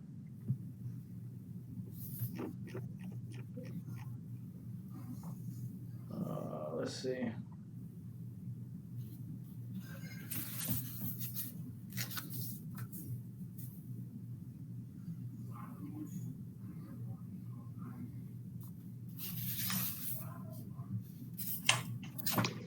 So that deal about the bird folk, Yeah. is that all you had, was that they lived up in a monastery? At the river. At the whatever river this is. I can't read it. The Olung River? Yeah, Ogun River. Yeah, that's all. All right, I because have. the last part of that phrase was that there were rumors that they held the last royal heir of Chult. The rest, I don't know that. They held the last royal heir. Yeah. Is that one of them?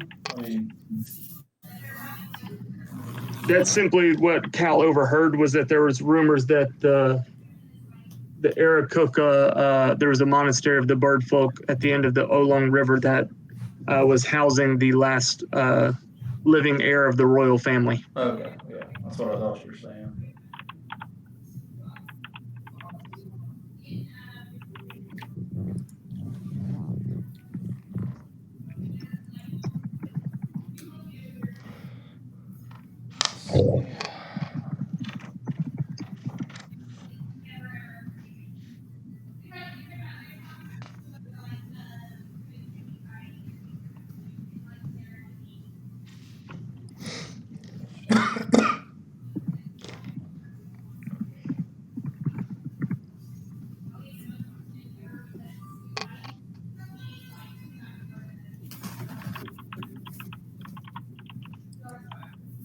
All right, so if y'all paid the guides and they're splitting, everybody, I guess, would deduct their 12, 13 gold pieces or whatever from your pouch.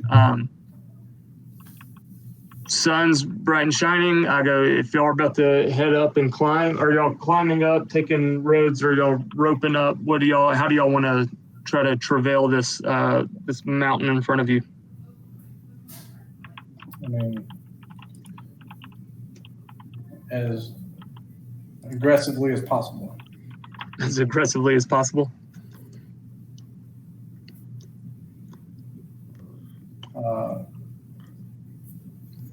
How tall is it? Do we know? Yeah. I said it was 200 feet to the lowest point that you can recognize as maybe a house or a building, where there appears to be the beginning of the monastery there. Yeah, I mean, let's get to a point where we have to make a decision. Yeah, we'll take the road as far as we can go up, the old road. All right.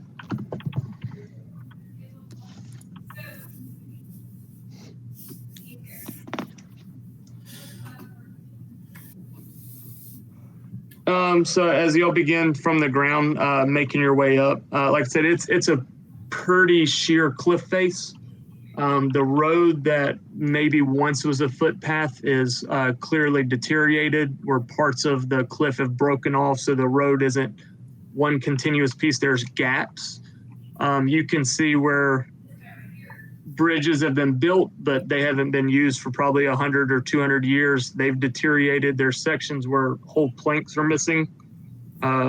Bridges might be snapped. To travel over is going to require a big leap, or maybe even carefully climbing across against the sheer face of the wall there. I'll need everybody to make an athletics check. to cross some of these large gaps, unless y'all have a different way in which y'all would like to try to pass. I don't have to roll. I'm not going.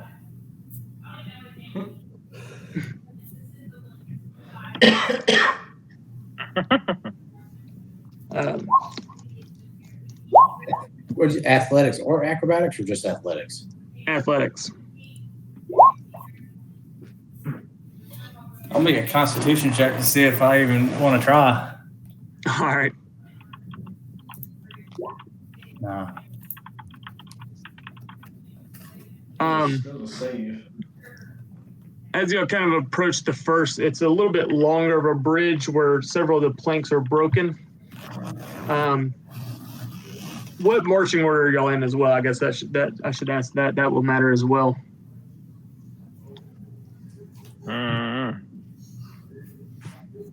I guess we can go in the order we rolled. I went first. All right. As y'all kind of approach the bridge, I guess Yastava's showing hesitancy as y'all are kind of dictating who's going to go. Dieter steps up and walks across the bridge first, seems to make it across fine. Cal would be the next one up, crossing. As he makes it about 3/4 of the way across that bridge, some of the planks begin to falter under the weight of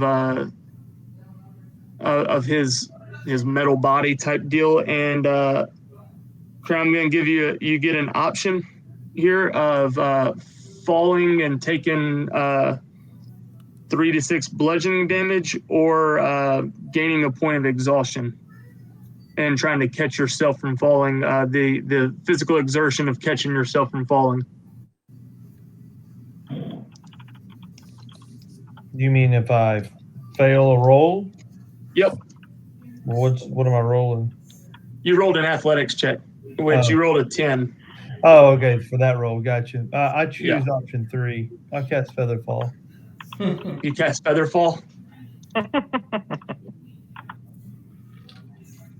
So you will safely guide back down to the ground there without taking any fall damage. But you will have to make your way back up the walkway to the beginning of the bridge again to catch back up with the party group. We'll do. Hey guys. Yes, that's why I'm not going. You can't trust him. You can't trust him. Ted, I guess, would be the next one to make the bridge across. In his small frame and light weight, he makes it across the planks without a problem. Nothing seems to be a problem for him making his way across. Okay. Kyle, I'll go with you, but I'm gonna have to blindfold myself, and I have to ride on your back. How long is this bridge? It's a good probably a good 30, 40 feet. Can't do it. The monk might be able to. Who knows what the monk can do here? All right. Do you have some special deal you can do, Chris? Yeah, I have the ring of jumping. Oh gosh, yeah. Then you can clear it.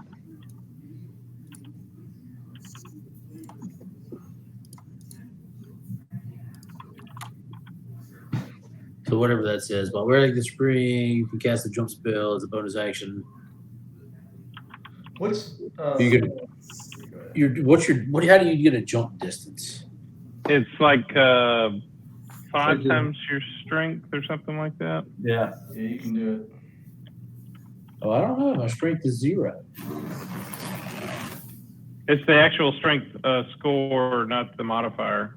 Oh, so 50. I think that's it. I thought it was the modifier. Got to be the modifier. Is it not? So the monk can't jump. I No, he's plus something. mean, my strength score is 17. It can't be.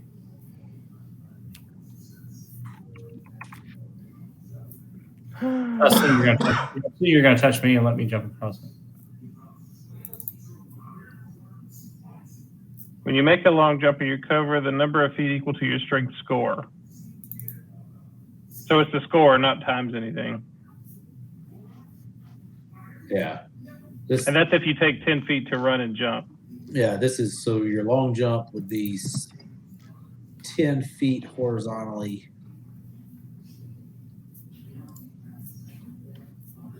What does that do? Triple it? So 3 times your strength score. Yeah, so it'd be 30 feet.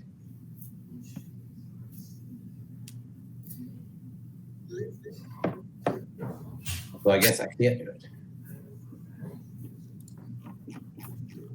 Yeah, but what does that ring do again? Bonus actually, you can touch a creature, and its jump distance is tripled. Yeah.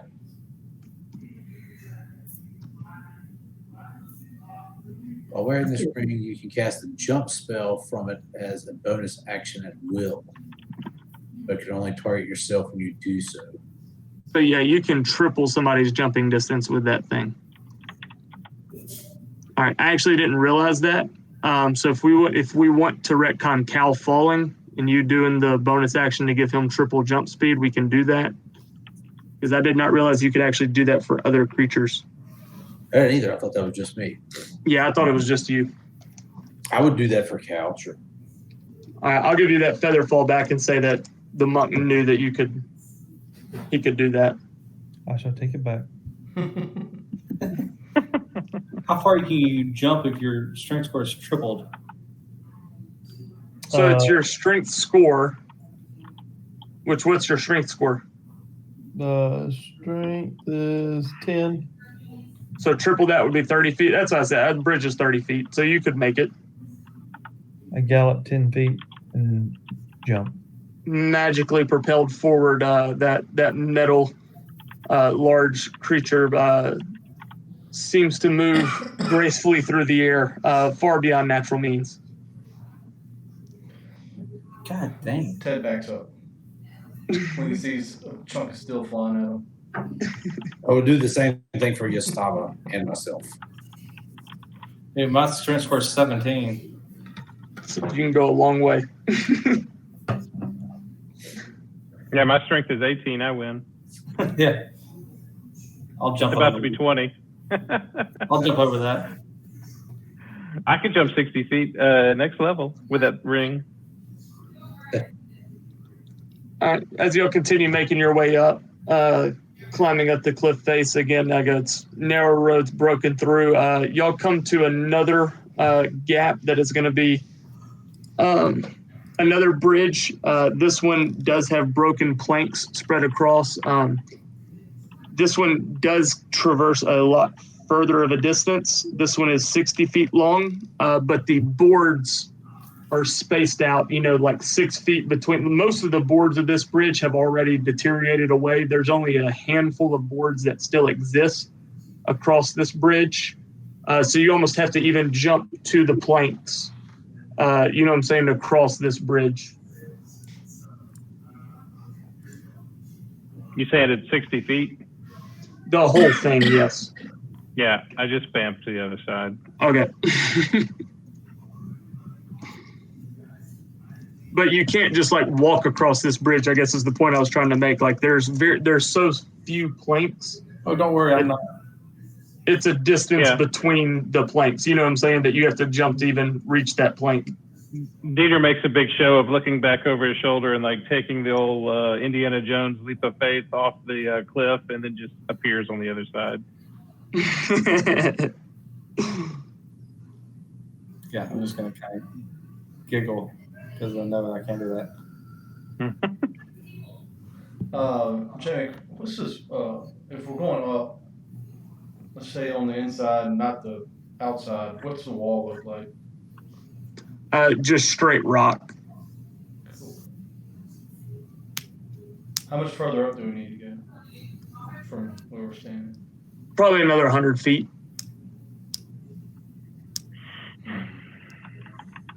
Okay. I mean, if y'all can get across, get across. You want me to go get them? I mean, they probably have a better way up than this. Well, the Aarakocra can fly. They don't have to walk up.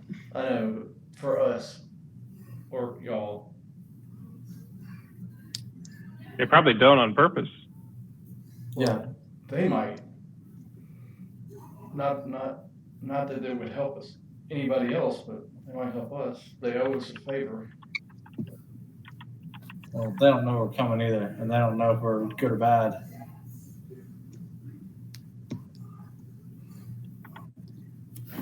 In fact, I'll get everybody to make a perception check as y'all are standing at the second bridge talking.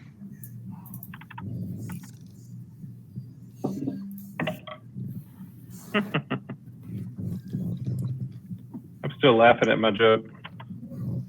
I was at 21. I got advantage on checks. Pretty much everyone except for Dieter, who's kind of amusing himself with the fact that he could cross the bridge with no problem and sort of silently taking pride in his ability to cross while everybody else is on the other side. Everybody else notices y'all do see two Aarakocra up above take flight, headed off north away from y'all. So their backs are to y'all. You don't believe that they necessarily saw y'all, but you do see two just take off the edge of the cliff, flying towards the river. Okay. I mean, I'll try the bridge, or I'm either going to turn into a spider and crawl up the wall. All right, I'll need you to make an acrobatics check. Acrobatics. 19. So Ted kind of takes the running leap, being a little bit smaller than the others. It's a little bit further out for him than what he might be used to, but he jumps and manages to kind of hop nimbly from plank to plank, using the rope as a little bit of the bridge, as a little bit of a safety hold, and makes his way across the bridge to join Dieter on the other side. All right.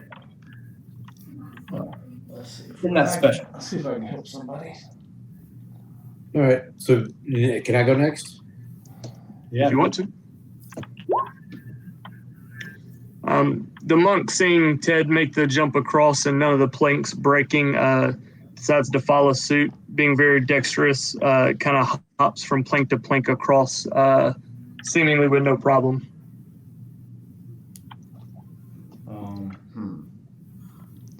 Should have gone last. I'll look at Cal and be like, guys, ladies first. Because I'm not fucking going. What can I do? I mean, I'll kind of tap him on the side because, like, don't you have a piece of paper in there that lets you fly or something? No. All right. He just rolled. Cal kind of backs up and takes a running leap, and the planks are narrow, yet somehow this giant metal creature just dances along gracefully along these planks, just sort of bending and contorting and landing rightly on the planks and shifting weight and bouncing from one to another, and seems to make it to the other side with no problem.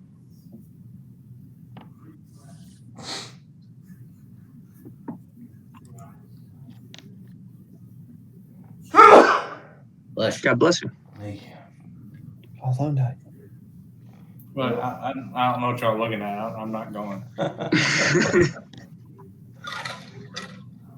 I mean, y'all keep going. I'll meet you up there later.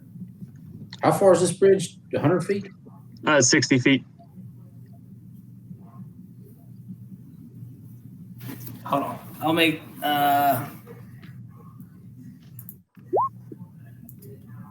No, That's a good save. He's not going. All right. Toss him a rope. Wait for a rope. Or nighttime. Man, he's on the verge of raging at this point. I'm gonna keep going around. Yeah, y'all keep going. I'll figure it out. All right, at least Ted, I guess, is, unless whatever the rest of the group's doing, but Ted said he's continuing on. He'll kind of make his way up. It gets a little steep here at this point, but you're quickly approaching the bottom floor of Curse of All as you come to the last little bridge, only about 20 feet across. It's a very short bridge. All the planks seem to be intact as well. Okay.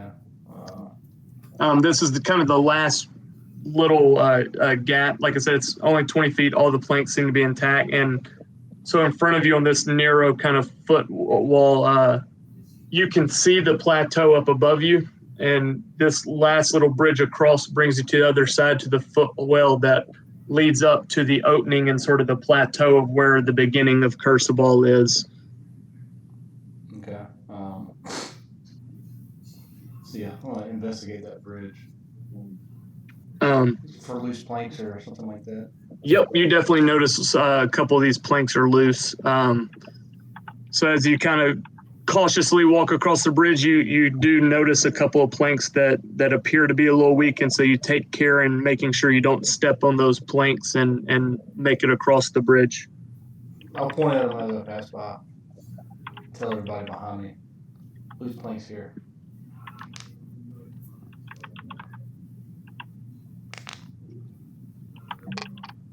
So they'll know.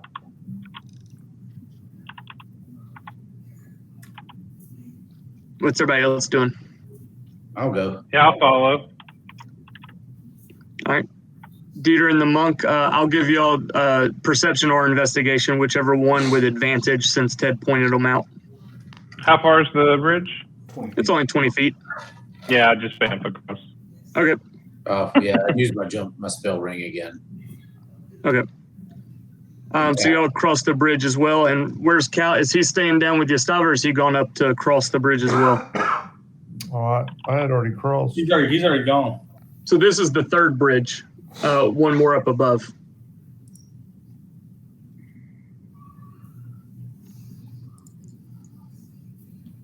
Yeah, I'm just sitting here thinking this is a terrible idea. All right.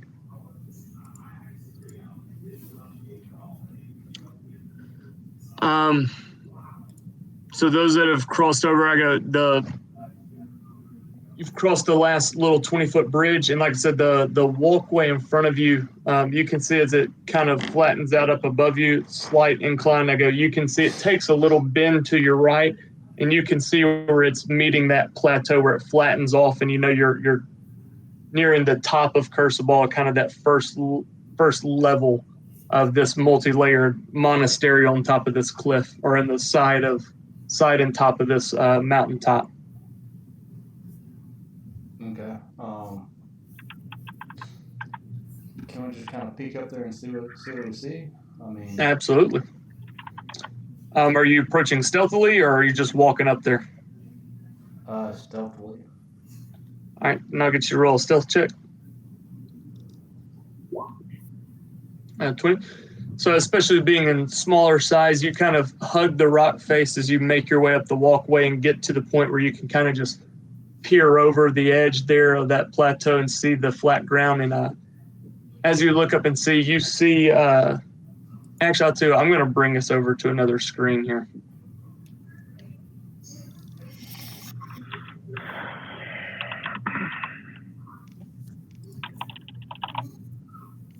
Oh, geez, hold on.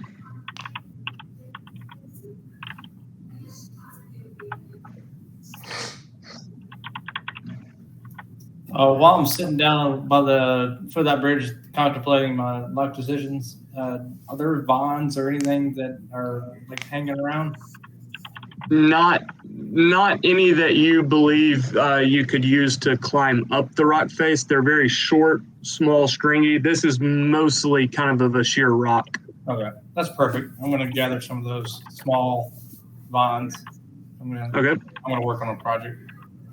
Those that are kind of like within reach there, you reach up and grab them, kind of break them off in short little sections. Okay. I'm going to bring y'all over to another map real quick. I'm going to bring those tokens out just so y'all can kind of see.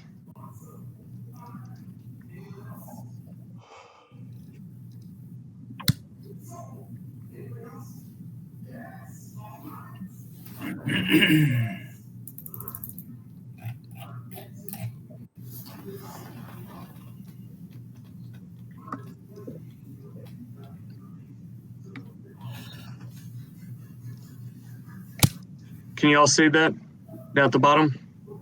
Yep. All right, okay. So this is kind of that first layer. I said 200 feet up. Y'all are 520 apparently. Ooh. But Apparently, I misread that. I thought y'all were 200 feet up.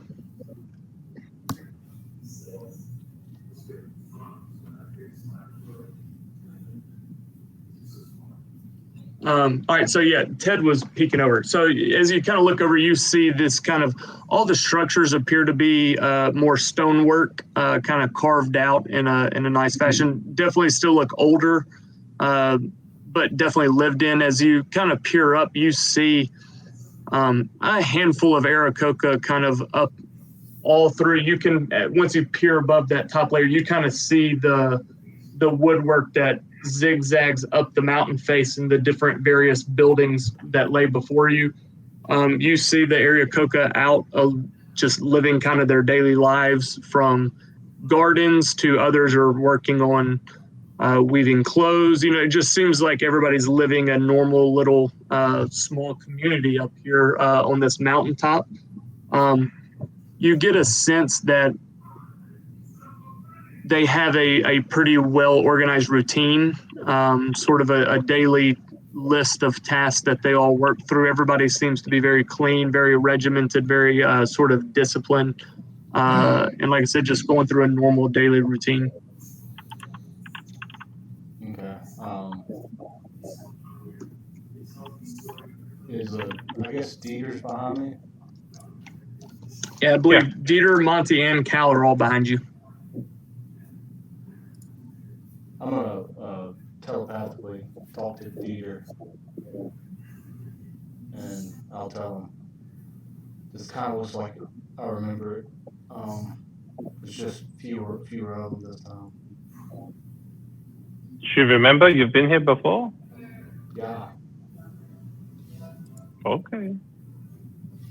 Then why you here? They don't know I was here.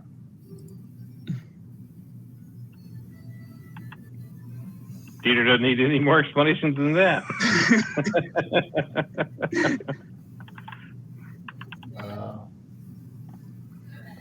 Yeah, I'll whisper to him. I think I'm going to try to talk to him. Maybe just me, though. So if we all go across, we'll probably scare him. I need to explain ourselves. Does that make sense? Okay. Yeah. All right. Yeah. Who am I? Nefera, right? Nefara, however you say his name. Shoot, what was that dude's name? Nephirim? Nefera, Nephyr. Nephir, yeah, Nephir. Nephir. That's the one who y'all rescued. Right. Yeah. So Ted will just, since he's peeking around the corner again, walk out, like, just with his hands like this and say hello. Just instantly say hello.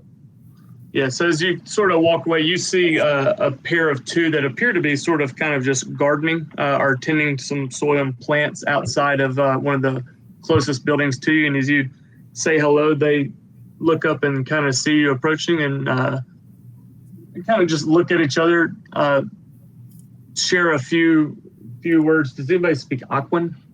Or do you speak Aquan? No. Okay, so they kind of exchange a few words in a language you don't understand. Then one of them turns back to you and says, hello, surprised to see you here. Did you climb up? Yes, I did. I recently ran into Nefer.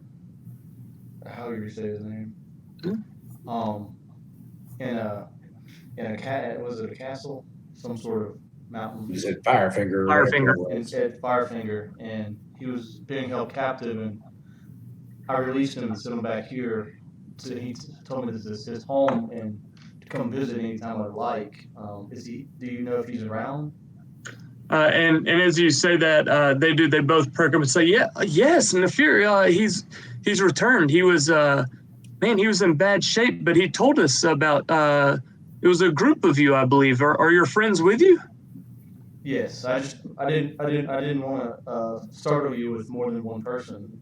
But they're behind the gradient on this bridge. Well, they'd say, well, certainly, y'all have shown yourself to be done a great service for a member of our family here, and we appreciate. Please come. We will. And he kind of turns to the other one and says, "Quick, go get Ashara. Let them know that we have guests here." Don't be startled. They're not like y'all. Says, and he kind of laughs and says, "Yeah, Nafir told me you were a strange group, but regardless, you have done a kind deed, and we wish to repay the favor." Also, do y'all have ropes here? Long ropes? He kind of looks. He goes, I mean, yeah, I believe we have some ropes. We have a guy down, like a monster downstairs. He's friendly. He's dumb and he's afraid of bridges. Can he climb up here? He kind of almost sort of chuckles and goes, "Yes, I'm amazed that you have made the journey up. Those bridges haven't been used for 100 years at least, if not more. I'm amazed they even still exist. I certainly wouldn't want to cross them. I believe we can assist him, but we might not need ropes. I think a few of us. How big is he? I think we could probably bring like him up. 7 feet tall. Something like that. Oh, 7. Oh, that's rather large. How tall are you? Might need a couple of us. And I believe we could get him up here. Okay, just talk to him first. Yeah, his name's Yastava. Gustava? Yes. We'll wait for Ashara to come and give direction. Okay. Where's the rest of you? Oh, they're behind me. Hey, guys. Dudes. It's okay to come out. So, yeah. All of you. Are you all coming out? You walk out? So they'll greet you. Hi. How are you doing? I'm well. Yes, y'all, please come join us here. How long of a journey has it been to get here? Are y'all hungry? Do y'all need water? We have plenty. Come, please be our guest. Yes, I got all the water you need. Oh, you want to? Okay, I'll take your water. Yeah. Well, they were just offering. They didn't know what kind of journey it's been. They were just trying to be polite. Yeah. Guys, I gotta go see some. Yeah, I was gonna say I was actually probably gonna say we might be shutting down here. Well, we can leave it there and then do this pickup right here. And then Yeah, I should probably go to bed. follow out. Yeah. Follow Dieter over to the west. I was gonna say I at least wanted us to finish the journey here, Yeah. so we can progress the story along a little bit instead of just fighting in the jungle every night. Oh, come on. I like killing zombies. Yeah, but I was like, I get it. I'm gonna rework the travel and everything, so we can kind of try to pick up the pace a little bit of the story and everything. Okay. All right, fellas. See y'all. All right. How you going? Hey, fellas. Can I make an handle handling check since I'm trying to play with my dinosaur real quick? Yes, absolutely. What do you want to do? Well, I'm taking those bonds. I'm fashioning a harness for them. Okay.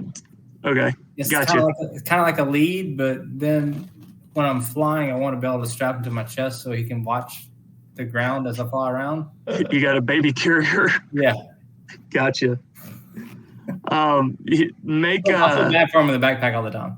Make a survival check first to see how well you can handle these vines.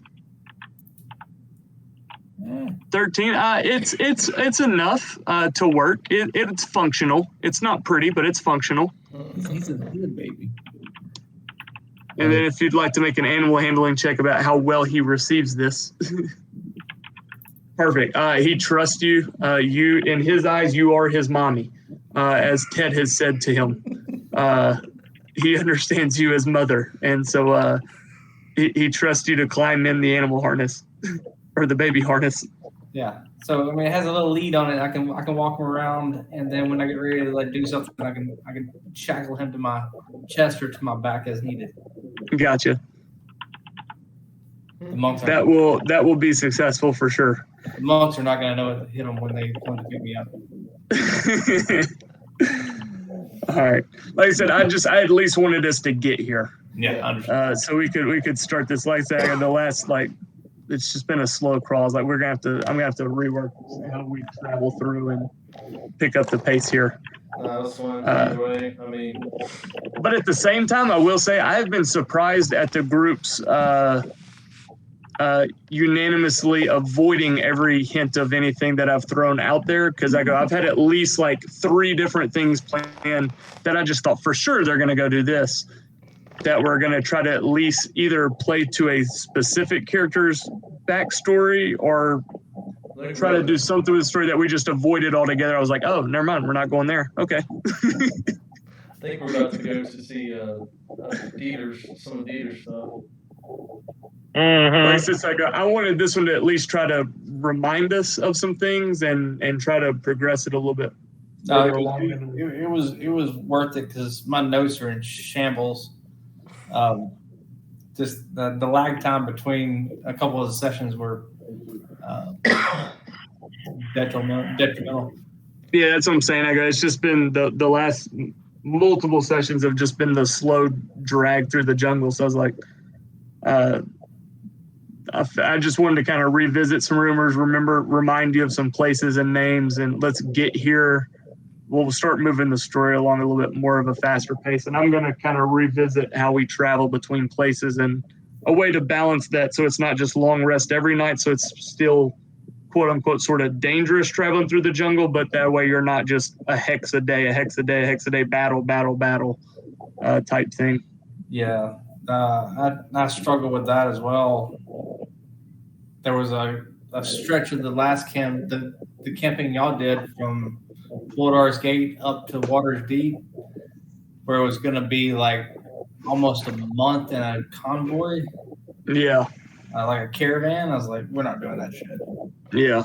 Because it was like every day or every couple of days, it was an encounter or like somebody trying to betray somebody. It's like, oh, I don't know.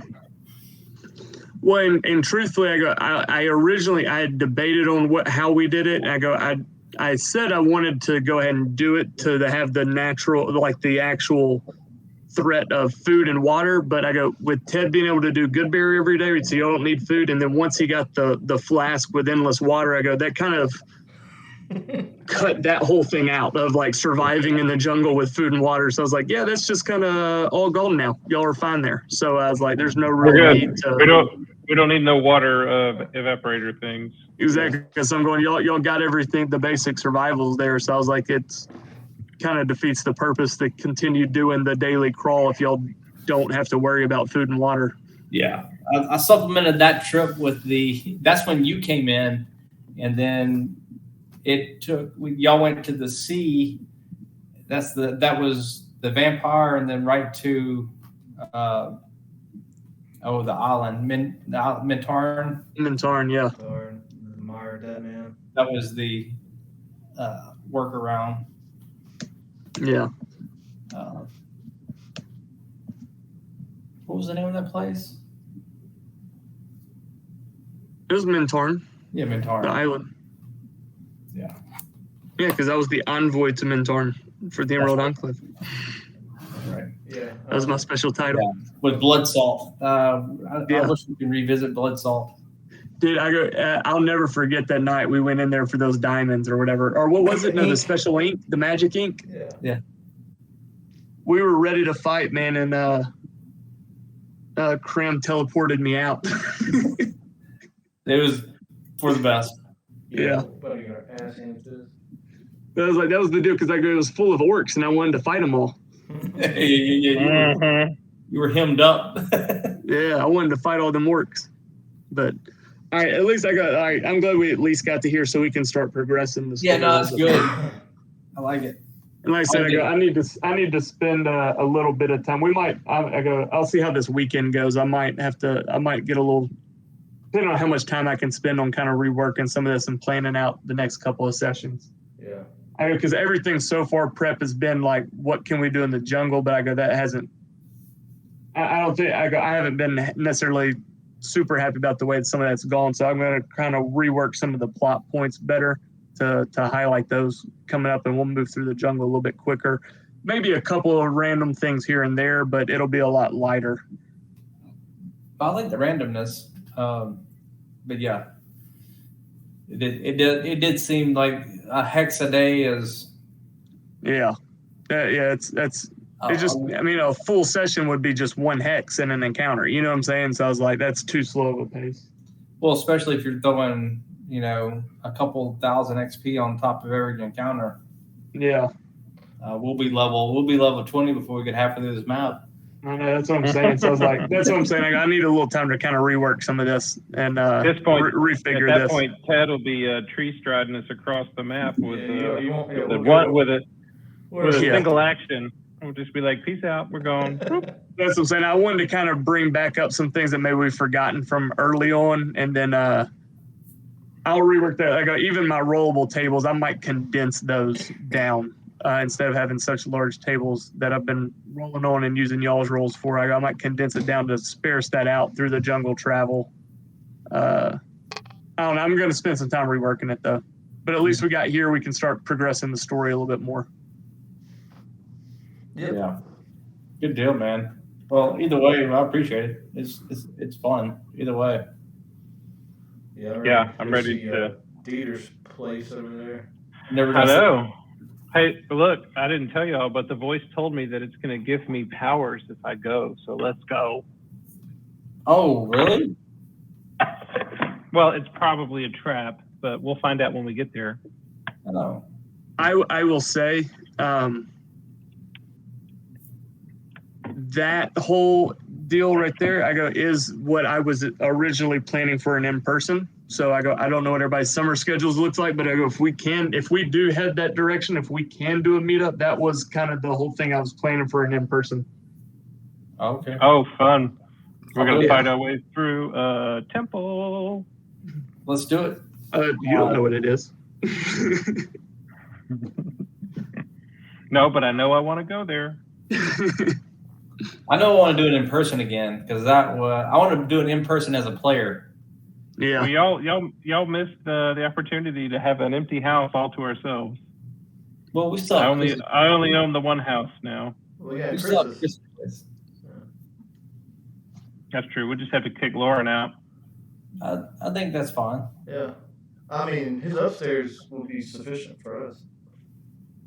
Hey, and I can walk home after, so it works for me. Yeah. I cannot.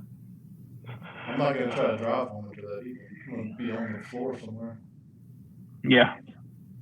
Hey, my couch is pretty comfy. Don't ask me how I know. I